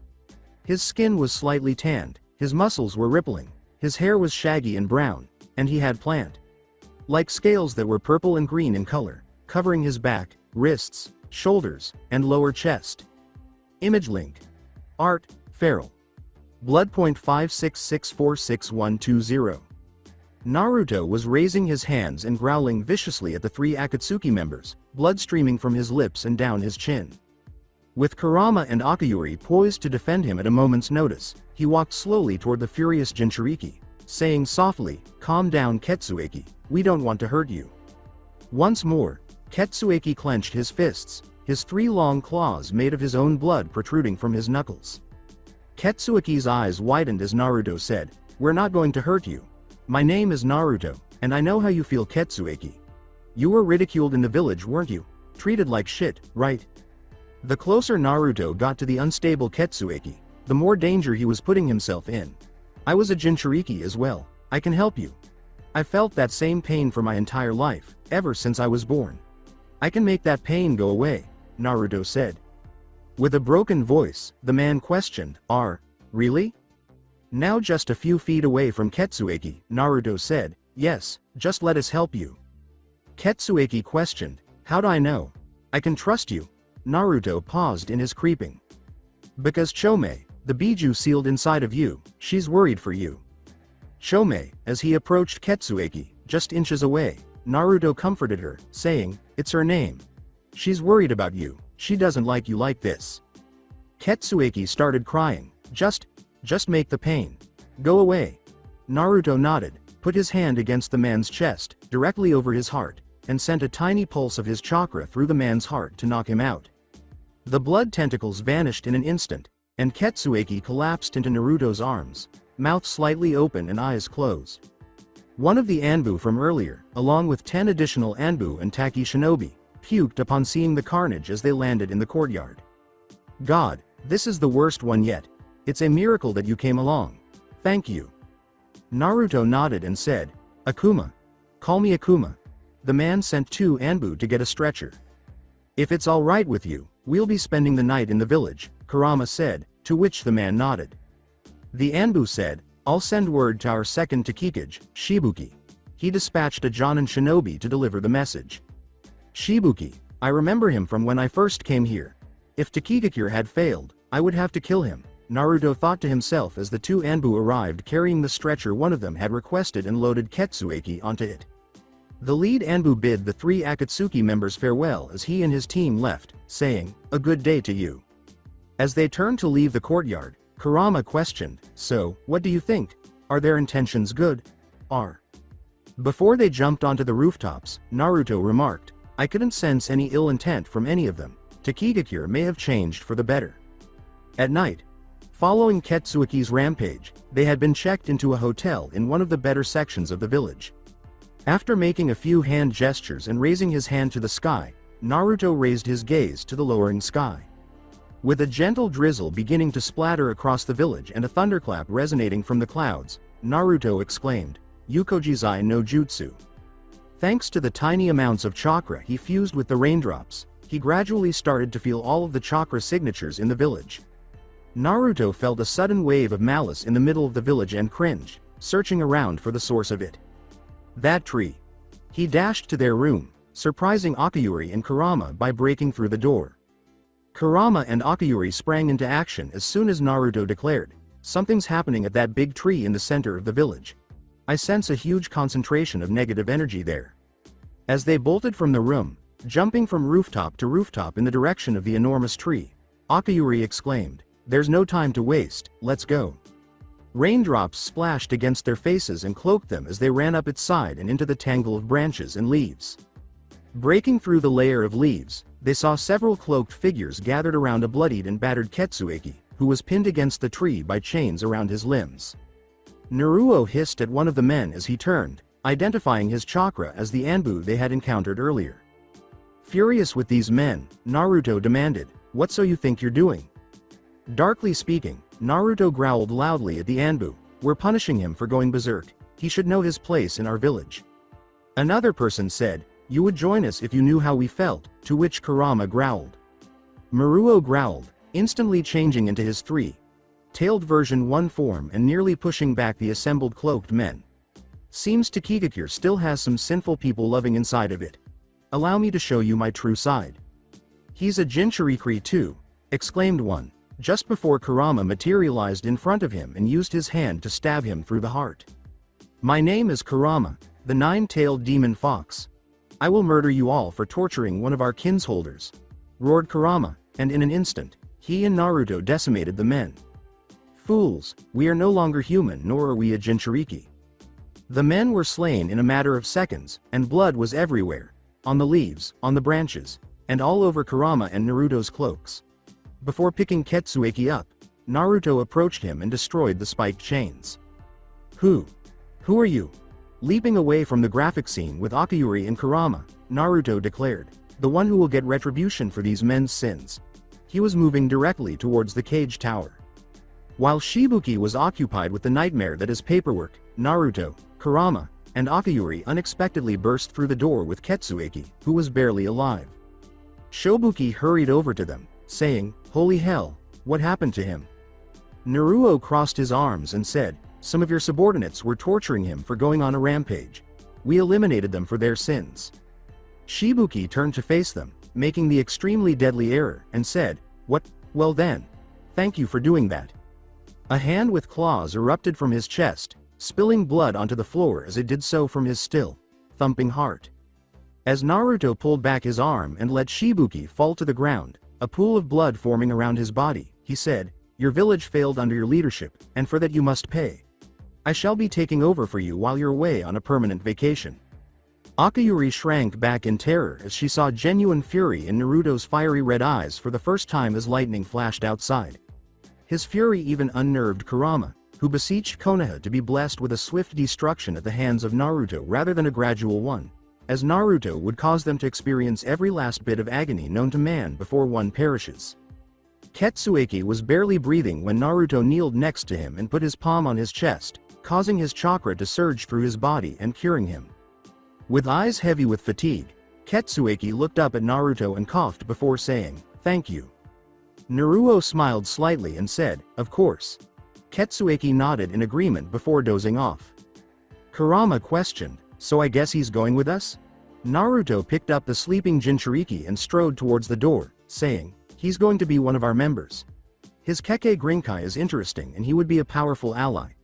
Plus, he's been treated the same way I had. I can't leave him like this. I owe him that. EU." Naruto stopped in shock as a feminine voice inside his head said, "Hello? Can you hear me?" After a brief pause, Naruto asked, "Who is this?" "My name is Chome, I'm the Nanabi. You're carrying my Jinchuriki," the voice said. "Ah, of course. My name is Naruto Uzumaki, the second Kyuubi you could say."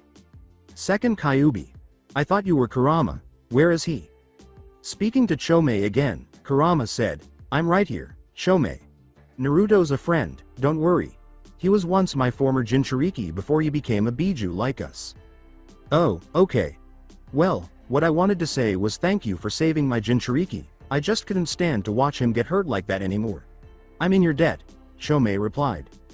Naruto replied, "Of course. He'll be safe from now on." Chome bid him farewell before her memory vanished. People were cowering away from Naruto as he suddenly found himself walking alongside Akayuri and Kurama toward the village gate. Kurama gave him a sly smile as Naruto exclaimed, "Whoa." He laughed and said, "Biju telepathy does that to you." Naruto followed him as they left the office, crossing off the villages on Takigakure's list. After gathering their belongings in their hotel room, they left the village with Ketsueki in tow. Naruto was the one who carried Ketsueki, holding him in a massive hand made of his demonic chakra that extended out from his back. Just about everyone in Konoha was celebrating the 1-year anniversary of the Demon Boy's banishment. Friends and acquaintances of Naruto, such as Sasuke and a certain Suna shinobi inside the village, were mourning his exile and hoping he was still doing well. With a swift step out of the village, the man thought, "I must inform Lord Kage of this." 5 days later, at Gaara's office in Tsunade, Kankuro had never been more afraid of his brother in his entire life. After learning of the festivities in Konoha, Gaara became enraged and nearly choked the man with his sand if Temari hadn't intervened to help him cool down. He had even ordered the Ichibi, Shukaku, to be resealed inside of him, but even he was terrified. Gaara, it couldn't have been everybody in the village. Tsunade and Naruto's friends couldn't possibly have been celebrating. Reassured Temari, attempting to dissuade Gaara from making a choice. "I'm still going to do it, even though I know. Send a message to Konoha, Kankuro, saying that we are no longer allies and will cease all trade between our two villages. Depending on my mood, any Konoha shinobi found within Wind Country's borders will either be executed or imprisoned. Additionally, forward a copy of this message to the Wind Daimyo," commanded Gaara, looking at his sister Kankuro. Gaara growled, making Kankuro crawl just by the sound of his voice. "Kankuro, do it now." Obviously, Lord Kage, shook Konkuro and stood to leave the office. Tamari asked, Gaara, is this wise? Gaara sighed and then leaned his elbows against the desk. Naruto, Tamari, and I have a lot in common. When we were young, everyone looked down on us and treated us the same way, treating us like misfits. Gaara spat in disgust at the village he had once considered an ally, for Konoha to do something like this, acting like his existence was never meant to be and celebrating about it. That, Tamari, is a sin. His final words were, and like all sins, they must pay. He then closed his eyes, giving Tamari the impression that he needed some alone time. Hopefully you're correct, Tamari uttered as she got up from her seat and trailed behind Konkuro. Country of Lights. Midway through their journey to Lightning Country, Ketsueki had woken up and asked some important questions, all of which Naruto had the answers to. He was to wear his black travel cloak that Naruto had given him until they returned to a Megacure in order for him to obtain an Akatsuki cloak. The remainder of the journey was silent after that. The first thing that Naruto said after Ketsueki woke up was, "We're close to Kumogakure."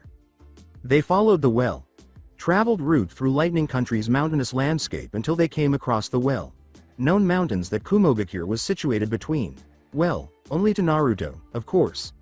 As they got closer to the village's heavily guarded gates, which were tucked between two massive mountains with pillboxes carved out of the stone, Naruto said, "Let me handle this." 4 ninjas in black and red cloaks. The Akatsuki. Send word to Lord Raikage immediately. A platoon of Kumo Anbu dropped down from the gate and stood in the group's path as they approached it. The Anbu captain wore a mask that resembled a bird and had 2 large horns sticking out of the top of the mask. Akatsuki, please follow us. The Anbu captain said, Lord Raikage has requested an audience with you. Naruto looked back at his allies, then shrugged and turned to face the Anbu, narrowing his eyes behind his mask. With the gates to the village opening to let them through, he said, "Very well, lead the way, Captain." Office of Raikage. Bro, you be crazy for thinking Arashi's ready, said Jinchuriki of the Hachibi and brother of Killer A, Killer B. Then, how would you suggest that we handle the Nibi? Up until today, Yugito was the only person who could get along with her, and we might not get another opportunity like this for some time. Before his office doors opened and the platoon of Anbu entered, followed by the 4 members of Akatsuki, the 4th Raikage, spoke. Ah, Akuma, welcome back. Said hello to as Naruto came up to the desk following the departure of every Anbu member from the office, all but the captain. A pleasure, Lord Raikage. B crossed his arms and glanced at the member with orange hair, focusing on the Akuma in particular. Naruto responded with a bow. I see you've gained some members, replied A. The Akatsuki is indeed flourishing. Have you heard about Takigakure's fate? Inquired Naruto. The Raikage leaned back in his chair and nodded in response. Yes, I did. Not one survivor at all. I've heard the Hokage, a man, destroyed it. Rumors spread quickly, thought Naruto, grinning. Yet, A waved to Ketsueki, startling Naruto out of his reverie. Standing before me now is a Taki Shinobi. With a suspicious look on his face, Naruto cursed silently at the Taki headband that was hanging loosely around Ketsueki's neck. That is accurate. Ketsueki Heitorizo, the only survivor of the village's devastation, bows slightly to the Raikage as Naruto speaks. B remarked, that ain't all. Gyuki's sensing the Nanabi sealed up within him. Naruto sighed, and his eyes narrowed. It is also accurate to say that he is the Nanabi's Jinchuriki. We saved him from the village's devastation. You see, all right. I lose control of my emotions and go on a rampage whenever I get angry. Ketsueki confirmed some of his suspicions, saying, I destroyed half the village before they showed up and were able to stop me before killing any more innocent lives. He asked, then why are with them? Naruto was the one to respond. We brought him along with us in order to save him. A group of Taki Shinobi and Anbu were torturing him as retribution for his rampage, which wasn't technically his fault. We took their lives and destroyed the village due to this immoral deed, Naruto uttered, while his eyes gleamed intensely. Which means, Naruto nodded and said, yes, I am the Hokage as well. Gyuki is sensing something else, so hold on a minute. He's sensing the chakra of the Kyuubi from him. And him. B was interrupted as he was pointing, first at Kurama and then at Naruto. I asked, resting his other arm on his desk and glancing at Naruto. Care to explain? I suppose the secret is now public.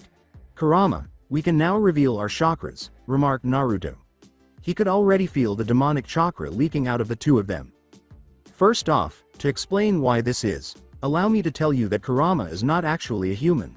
He went on, raising his eyebrow in perplexity. This is just my human form. I'm actually the Kyuubi, Kurama said, shocking both B and A. Second, I've changed since the last time anyone saw me, which is why I have Kurama's chakra, or rather, my chakra. I've become a Biju myself, having mastered the demonic release and the Kaijiten. I am, in essence, the second Kyuubi. I was able to do so because I was once Kurama's former Jinchuriki, Naruto remarked, flashing his blood-red hair and pierced ears while removing his straw hat. Akuma. Who exactly are you? As he raised his clawed hand to his mask to answer A, Naruto's demonic chakra materialized and phased into his hand as the porcelain changed into it. When A saw the slashed Konoha headband peeking out from between Naruto's fingers, her eyes grew wide. My real name is Naruto Uzumaki, former Jinchuriki of Konohagakure, the Akatsuki leader, and now the Hokage, said Naruto, as Bina experienced yet another excruciating shock. Damn son, what a shock that is, as his mouth opened and closed without uttering a word, B spoke. Naruto? Tsunade is so worried about you, Naruto exclaimed, flashing his razor-sharp teeth. Oh my goodness? Before everyone in Konoha perishes in the fire, I'll say hello to her. Why's that? A questioned as Naruto reached out to him with his right arm, a chakra receiver beginning to form in his hand. Grab onto this. A gave him a weary glance, doubting the renegade ninja's words, then raised his hand and took hold of the rod. A experienced every moment of Naruto's life since birth in a matter of seconds thanks to memories that were buried deep inside of him. He witnessed the deaths of his parents, the abuse he endured as a child, and the hatred he faced from everyone throughout his life. He was overcome by the images, which completely rocked him and filled his heart and soul with sorrow and suffering. He released the rod and blinked, to which Naruto turned a wordless stare on him before blinking once more. My god. That was just, wow, he stammered, shocked at how shook his brother was. The unstoppable Raikage, the most revered and formidable ninja in the village, was totally taken aback. You aight bro? He questioned, nodding slowly in response. Yeah. I'm okay. I'm shocked at how they handled you. After disconnecting the chakra receiver from his arm and transforming it into his chakra by absorbing it back into his skin, he said, I understand now. I looked at Naruto again. So, what do you want to say? Naruto asked, anticipating the Raikage's response, which would determine whether or not he chose to spare Kumogakure or completely destroy it. You have good reason to burn Konoha to the ground. Kumo fully supports the Hokage. A finally straightened up and took the lead in his village. Naruto finally noticed the two renegades staring at him from one of the members standing closest to him, and he responded with a small bow, thank you. I see that you are aware of my second-in-command and partner. This is Akuyuri, the former Asura Path of Pain of Nagato Uzumaki, the original leader of the Akatsuki. Smirking at the Raikage, Akuyuri removed her straw hat and said, Naruto. He nodded his head in response, saying, a pleasure. On to the business at hand. You now know that our headquarters is a megacure and that I intend to visit every other village and judge them, either destroying them like Taki or allowing them to live like Kumo. This is because you saw every one of my memories. Naruto nodded to his brother, the Anbu captain being the last to concur. I must ask you that you and you captain over there keep this information classified, as well as my identity as the Hokage, Naruto said. Of course, Lord Hokage. Naruto put his hand to his left shoulder, the seal on his arm glowing beneath his sleeve, and said, we will keep in contact through a summon of mine that has a direct link to either Kurama or I. Kachiyose no Jutsu. A tiny cloud of smoke lifted from the desk, and a tiny fox kid with orange and red fur settled on top, a dark diamond perched on its forehead. Naruto gave Tenzin a bow of obedience and said, Tenzin, stay with the Raikage and act as a messenger between him and I. The fox said, of course Kyuubi Naruto, before turning and leaping up to sit on his shoulder and observing as Naruto grinned a little. Now, one more question. Any idea where a snake might hide?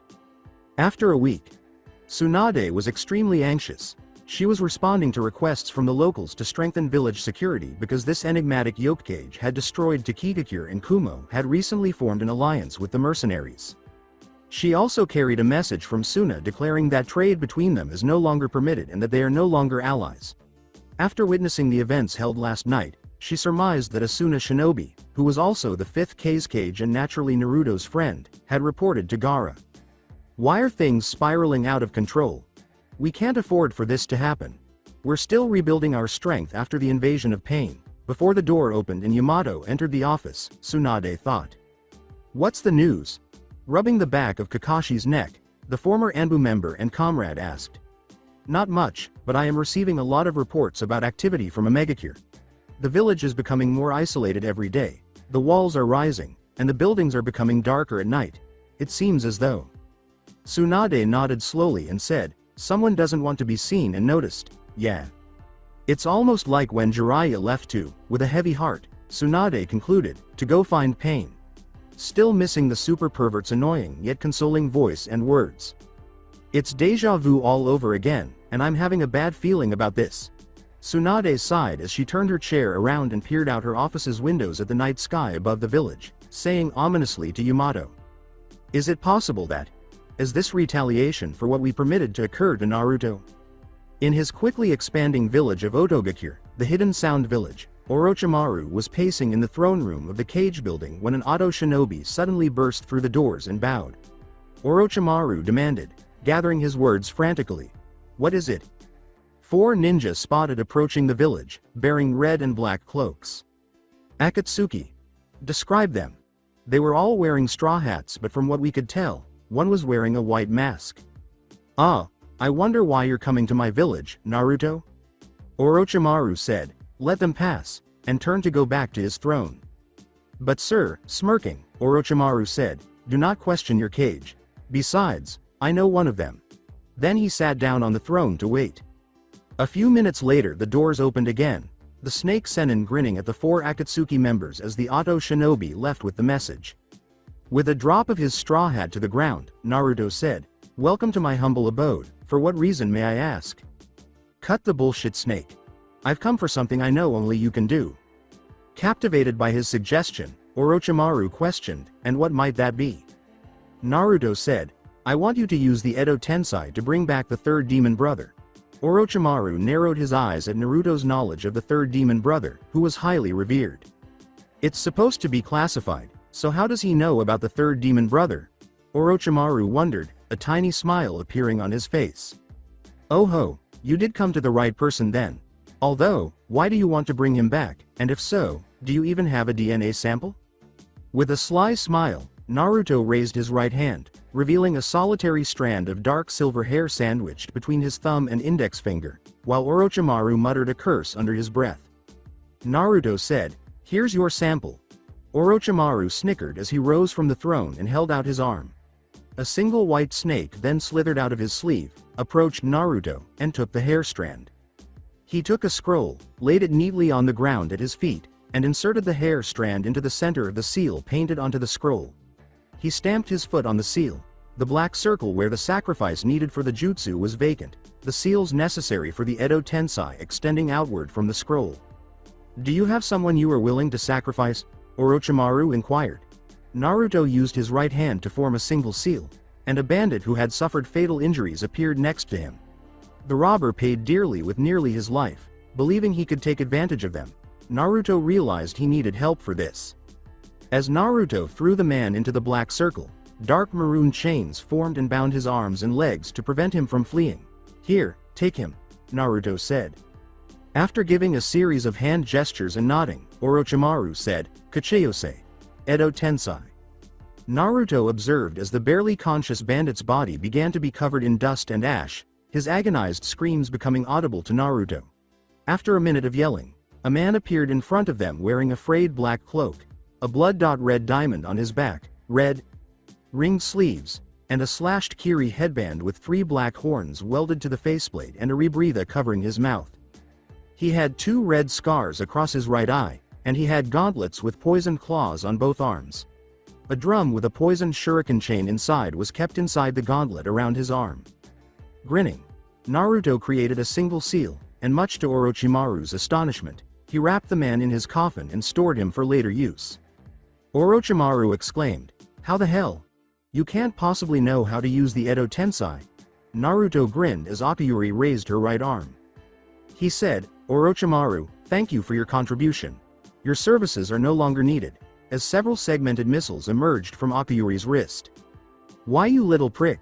Roared Orochimaru as Akakuri hurled the missiles at him, causing him to scramble back and dodge as the explosions from them tore apart the throne room. A dark maroon pole protruded from the ground, impaling Orochimaru through his entire body, exiting from his open mouth and holding him several feet above the ground. Naruto said, Goodbye snake. Kaijiten. Akuma no Jujika. Orochimaru's curse was broken. His arms jerked outward as two more poles emerged from the first, passing through his arms and out of his open palms, crucifying Orochimaru on a devilish cross as blood gushed from his mouth and down his body. With a backward glance at Ketsueki, Kurama, and Akuyuri, Naruto commanded, Demolish the village. I want them all killed. As night descended upon Otogakure, the enormous forms of two foxes towered over the village, tearing it to pieces. Massive columns of smoke billowed from the ruined buildings as explosions tore the city apart, and towering tentacles of blood swept through it all, destroying everything in their path. After 2 days, Tsunade exclaimed, What do you mean Otogakure is destroyed? Yamato had just informed her of Orochimaru's passing and the destruction of his village. Yamato stated, snarling at Tsunade, that this Hokage character had completely destroyed the village and Orochimaru's body was found crucified on a cross formed out of dark maroon rods. That's just it, the village was totally decimated and Orochimaru's body was found crucified on a cross. Tsunade spoke up and Yamato agreed, saying, This Hokage is becoming more of a problem every day. We need to take care of whoever he is, fast, before he poses a threat to Konoha. I'll make sure Jiraiya's spy network keeps a very sharp eye out for his next location. Tsunade sighed as the door closed and said, Good luck, Yamato. He then removed a bottle of sake. Close to the rice country border, Naruto and his companions had taken a break in a small grove of trees close to rice country's edge, allowing Naruto to observe their purported new ally. Calling upon the man Orochimaru had brought back with the Edo Tensei, Naruto gave him a thorough examination. Okay. Who is this guy again? Ketsueki inquired, obviously unsure of the man's identity. Ever heard of Kiri's demon brothers who assisted Zabuza Momochi and Kisame Hoshigaki in trying to overthrow the fourth Mizukage? Well, everyone knows Gozu and Maizu, the ones who escaped from the village with them, but no one has heard of the third. His name is Senkuku Mansuda, the third demon brother and the strongest among the three. He provided a distraction so his comrades could escape from the village. He fought against overwhelming odds, some say against some 200 Kiri shinobi and Anbu, and slaughtered nearly all of them until he was finally killed. He was an honorable man and would die for his comrades. I wanted him reincarnated so I could have him join the Akatsuki. Explained Naruto as he formed a single seal the man who was activated. Where am I? What happened to my brothers and Zabuza and Kisame? He asked after blinking a few times. Naruto remarked, Senkuku, first off, they made it out alive from the village. The demon brother sighed with relief. Senkuku looked from person to person before settling his gaze on Naruto. Thank God. Tell me, who are you people and what has happened to them? He said. My name is Naruto Uzumaki, and this is Kurama, Ketsueki Heitorizo and Akuyuri. We're part of the Akatsuki. With a hazy memory, Senkuku recalled, Kisame mentioned something about the Akatsuki as we fled. I think he wanted to join them. Senkuku's eyes widened in shock as he clutched his chest and felt his heart break. Naruto said, Yes, he did. But I will break the news to you. You've been dead for over 20 years, and Zabuza Momochi, Kisame Hoshigaki, Zabuza's right-hand man Haku have all been killed, with your brother's whereabouts unknown. With a stammer, what? Naruto put his hand on his shoulder. Smirking behind his mask, he said, I'm sorry for your loss. He removed his hand from Senkuku's shoulder and put it on his chest, thinking, I'll keep the part about me being involved in Zabuza's death and Haku's death at Kakashi's hands to myself. Right now you are technically not alive. You have been reincarnated through the Edo Tensei, a forbidden kenjutsu that allows the caster to call back the souls of the dead and latch them onto a sacrifice's body. What I'm going to do is bring you fully back to life, said Naruto as he sighed. Unaware of Naruto's status as a Biju, Senkuku inquired, how will you do that? Well, you know I'm a Biju, Naruto grinned and started to chakra Senkuku's body.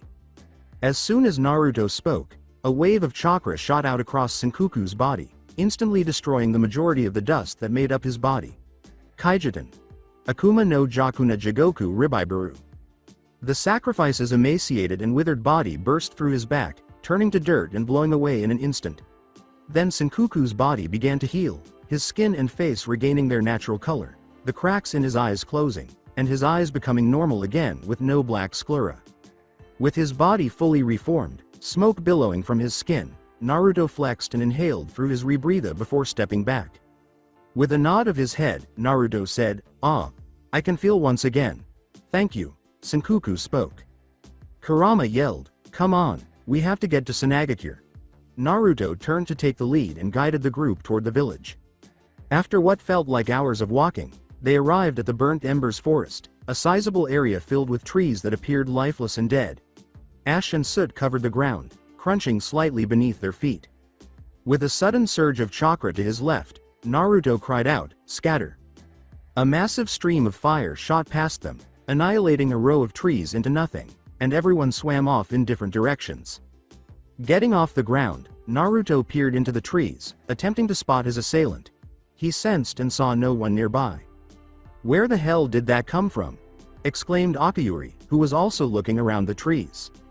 Senkuku's eyes narrowed as he said, "Wait a minute. I recognize this place now that I look at it." Abruptly, 3 enormous fireballs emerged from the woods and curved in their direction, casting a dazzling glow on their countenances. Senkuku cried out, "Suiden! Suikoden no Jutsu," as he simultaneously threw his right arm forward, causing a massive burst of water to shoot out of his palm and form a large shark. The superheated fireballs destroyed the water and exploded all around the group as the fireballs and the water shark collided in a massive steam explosion. After the smoke cleared, Akiyuri opened her eyes to see that Naruto had shielded them from the explosion with a dome made of his demonic chakra. Before he dissipated the dome, he asked, "Everyone all right?" and got a brief nod from everyone. Naruto, a little agitated by the attacks from the cover of the large number of trees, exclaimed, "Show yourself, coward." They were slightly shivered when a deep, mocking laugh suddenly rang out from the trees. Naruto growled at the statement, "Oh, so the little man speaks. Well, you can go ahead and shut your trap. You have no right to call me a coward." Kurama, trying to detect the attacker's chakra, demanded, "Who are you, and why did you attack us?" "I should be the one asking you who you are. You've entered my territory, and plus, I was going to go kill that damned snake, but you got in my way. Thanks to you, I lost the chance to slaughter that snake. The least I can do is kill you in retribution," the voice continued. Naruto growled, the laugh coming back, "You're making a big mistake. You have no idea who you're dealing with." "Oh, I have a pretty faint idea, brat. You lot are Akatsuki. I know from experience that you guys are a bad bunch. Then again, so am I. You guys are wanted all across the continent.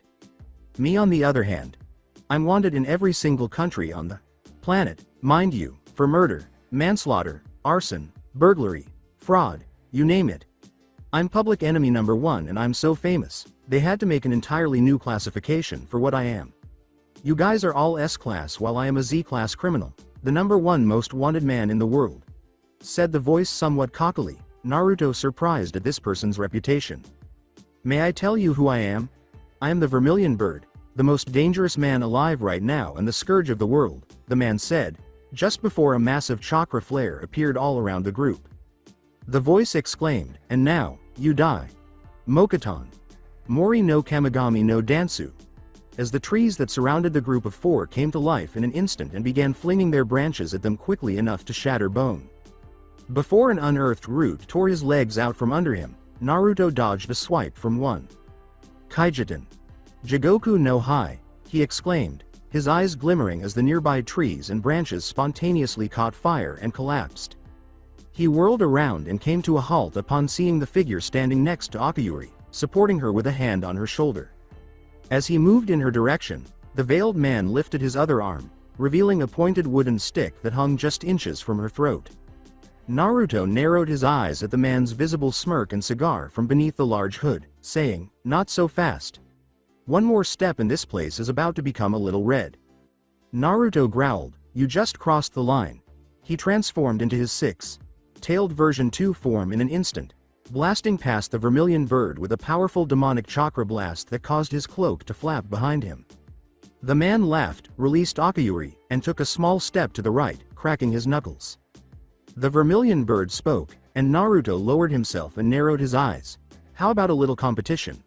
We both launch our most powerful jutsu and whoever's jutsu wins decides the victor. If you win, I let you go. If I win, well, you know the rest. The Vermilion Bird smirked once more as he leapt back, and Naruto followed suit, saying, "Sounds fine by me." He exhaled a ring of smoke from his cigar, then made the sign of a single hand, the ram, and lastly the tiger seal, before yelling, "Kaden. Taio. Shin no Sodai na Taweringu. En no Tatsumaki."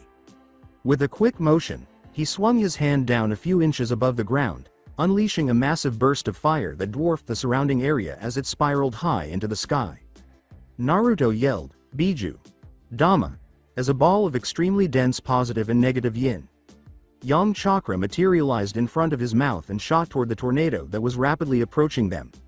The two things struck and ground against one another in a power struggle.